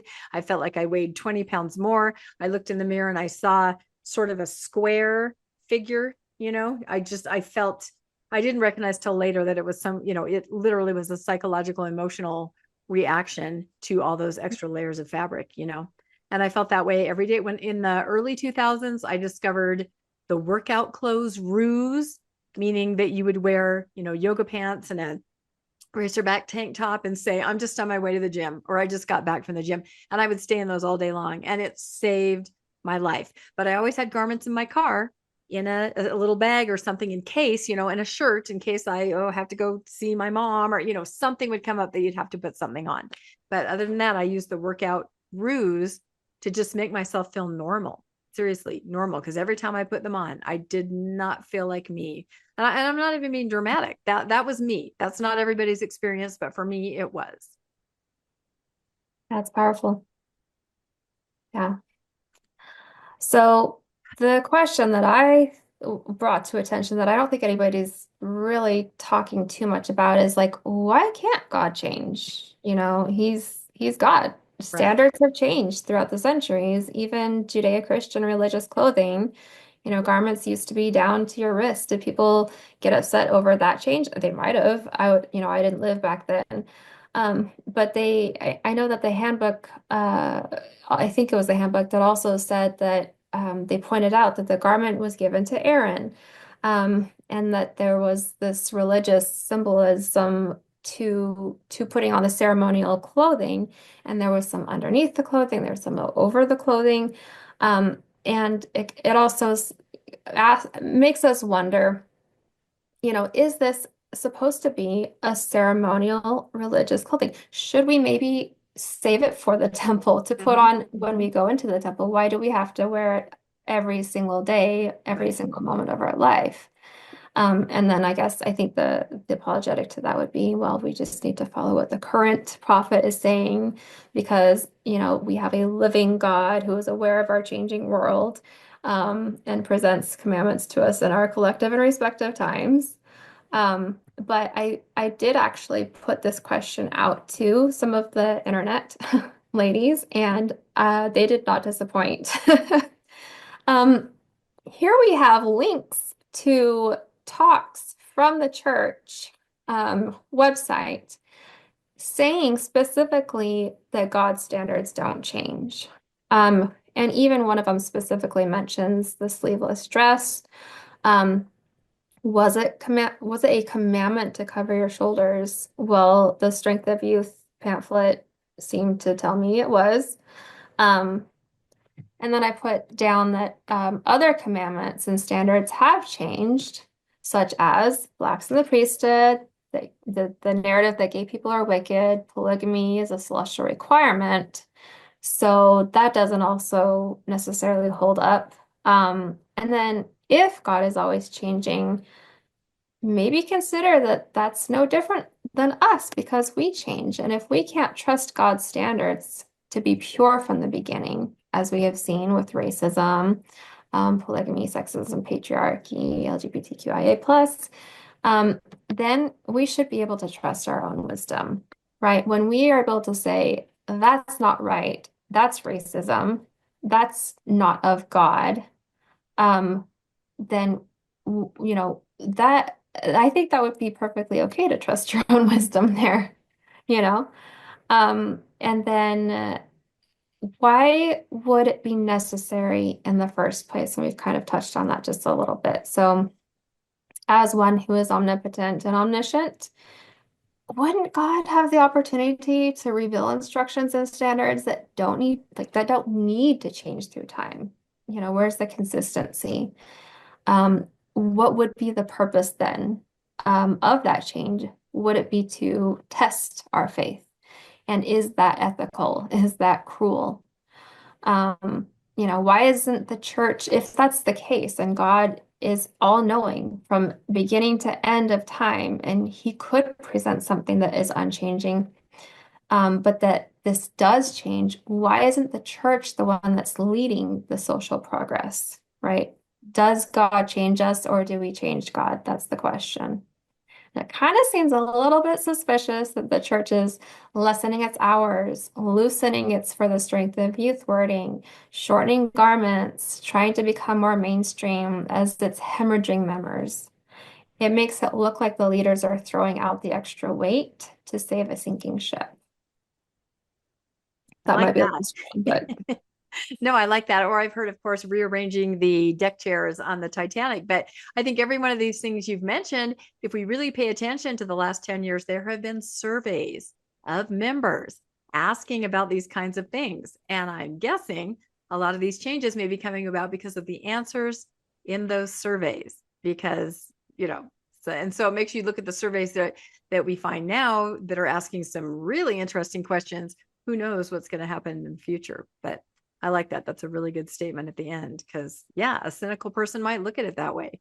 Or, okay, just a reasonable person might look at a it that logical way. person. A logical person might look at it that way. That's exactly right. Very Yeah. good. Yeah. And then I just put it here, look at these beautiful people, look at Yeah. these cultures. You've Yeah. got, special clothing that they have, and I just wouldn't want to take that away. Yeah. And then the conclusion is that the evolving modesty standards in the LDS Church highlight a broader issue of changing doctrines and institutional inconsistency. So the frustration many feel is not just about clothing. It's about being taught that sacrifice was necessary, only to see it later dismissed or softened, and that these changes bring a mix of relief, resentment, and deep questioning. Whether one remains in the church or not, it's important to recognize the psychological impact that changing religious standards have on personal identity, faith, and well-being. Oh, so well done. Just so well done. And it's funny because even just today, somebody, on all my different social media assets, we have people that kind of heckle us or, rib us or ask us questions. And one of those people today said, why are you spending so much time talking about garments? And I was like, why am I spending so much time? Well, of course, it's a hot issue and people want to know, and I'm trying to be a voice. But then I thought, no, the real reason I'm talking about it is because I'm upset about it, for all these different reasons, complex reasons that we've been talking about. And I'm not over it and I'm not past it, and it's woven into who I am from the very beginning, having been dressed garment ready from being a baby. So it is bringing to the surface a lot of things I thought I had just said, whatever, my garments are in a garbage bag. I threw them away. Ha ha. No, I feel a lot of feelings about this, and I think a lot of us do if we're honest about it. And that's why I keep talking about it. I'm trying to kind of work it out for myself and share with others and talk with others. And this has been really helpful to me, what you put together. And I know it's going to be very helpful to the people that see the podcast. And I want to make sure that everybody knows, go back and stop on these slides because we've only had a chance to touch on them. Like Emily said, we would be here for like 5 hours, right, Landon, if we went through every little thing, but all the information is so good. So yeah, I feel like this has been very cathartic to go through it. And it really crystallized a lot of things that I'm kind of wrestling with. Why am I talking about it so much? And why would I even let this get me upset? Nothing can penetrate this, right? I mean, I'm immovable. I don't get upset anymore. But this issue really has surprisingly brought some things forward that I hadn't really thought about. So I thank you for bringing this presentation. It's been really, really good. Just Thank excellent. you. Yeah. I have a poem to wrap up if that's okay. Yes, I remember your lovely poem. Let's finish with that. That would be perfect. All right, so this kind of brings into the sentiment, I think, a little bit of why a lot of us are a bit angry about it. So this is called like we both Mormoned wrong. Same lessons, same scriptures, same history, same pictures. How could worldwide curriculum and clear doctrine cause such a divide with compassion forgotten?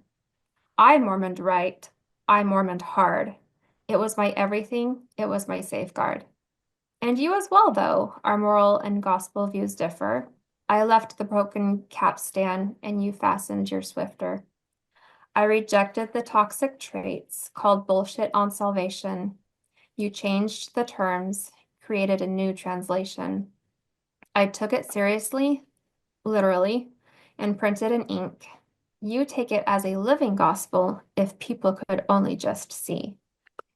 That's not how I was taught. That's the gospel of location. That's not the church of my youth. That's just your generation. Is it really just up to interpretation? Does its concept change with time? Can what once was be something else? Can doctrine turn on a dime? So, how do you Mormon write? I love that. True. You really said it. You're right. And everyone does think they're Mormoning right, and those of us that have stepped away, we're still Mormoning. That's the thing. I don't know if a lot of people realize we are still Mormoning, and that's how it is. Landon, do you have any final thoughts? I know we kind of shared all of our girly garment stories the whole time, and you didn't have a lot of those, but we do appreciate the comments that you made. Yeah, they were Well, really they insightful. they didn't change the men's garments, so Yeah, I well, don't have no, they anything to did. complain about.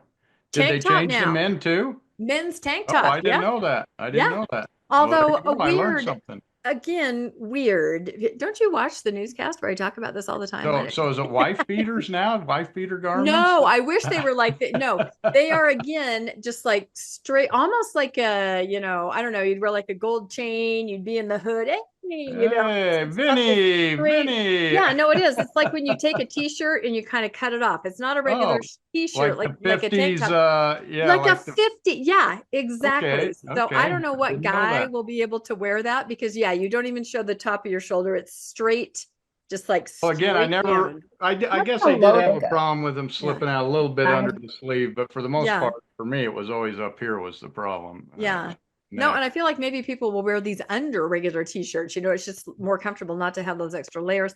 I don't know. We're going to have to find out quarter 5. So, well, thank you everybody for hanging in there through this. And like I said, again, stop those slides, go back and reread things, go to the links that Emily put up. This is a pretty impressive presentation, and it really brings to the surface just a lot of things. So we'd like to thank Emily for bringing this on. It was wonderful. Welcome. And Thank you. yeah, it was good. And please let us know in the comments what you guys think. I mean, it seems like there's nothing but this being discussed. So I'm sure that you guys have a lot of thoughts and comments, men and women. We are not discounting men in this. Men are married to women, are with women that wear garments, and men themselves wear garments. So there are a lot of issues and opinions that are kind of being brought to the surface at this point. So please like and subscribe to Mormonish Podcast, and if you'd like to be made aware of when new episodes come out, you can hit that notification bell. If you would like to help financially support the podcast, we always have links in the show notes to Donor Box. We are a nonprofit, and we just absolutely appreciate each and every one of you that do help make Mormonish possible. We thank you so much. We also have links in the show notes to our merch store where you can grab some Mormonish merch. And thank you again, Emily. Thank you so much, Landon. And we'll see everybody next time on Mormonish. Bye, everybody. Thanks for joining us for another episode of Mormonish. We really appreciate our listeners and would love to hear from you if you have a story you'd like to share. You can email us at mormonishpodcast@gmail.com. You can also find us on Facebook, Instagram, and on our website, mormonishpodcast.org. And don't forget to look for us on YouTube and like and subscribe. Keep joyful, everybody.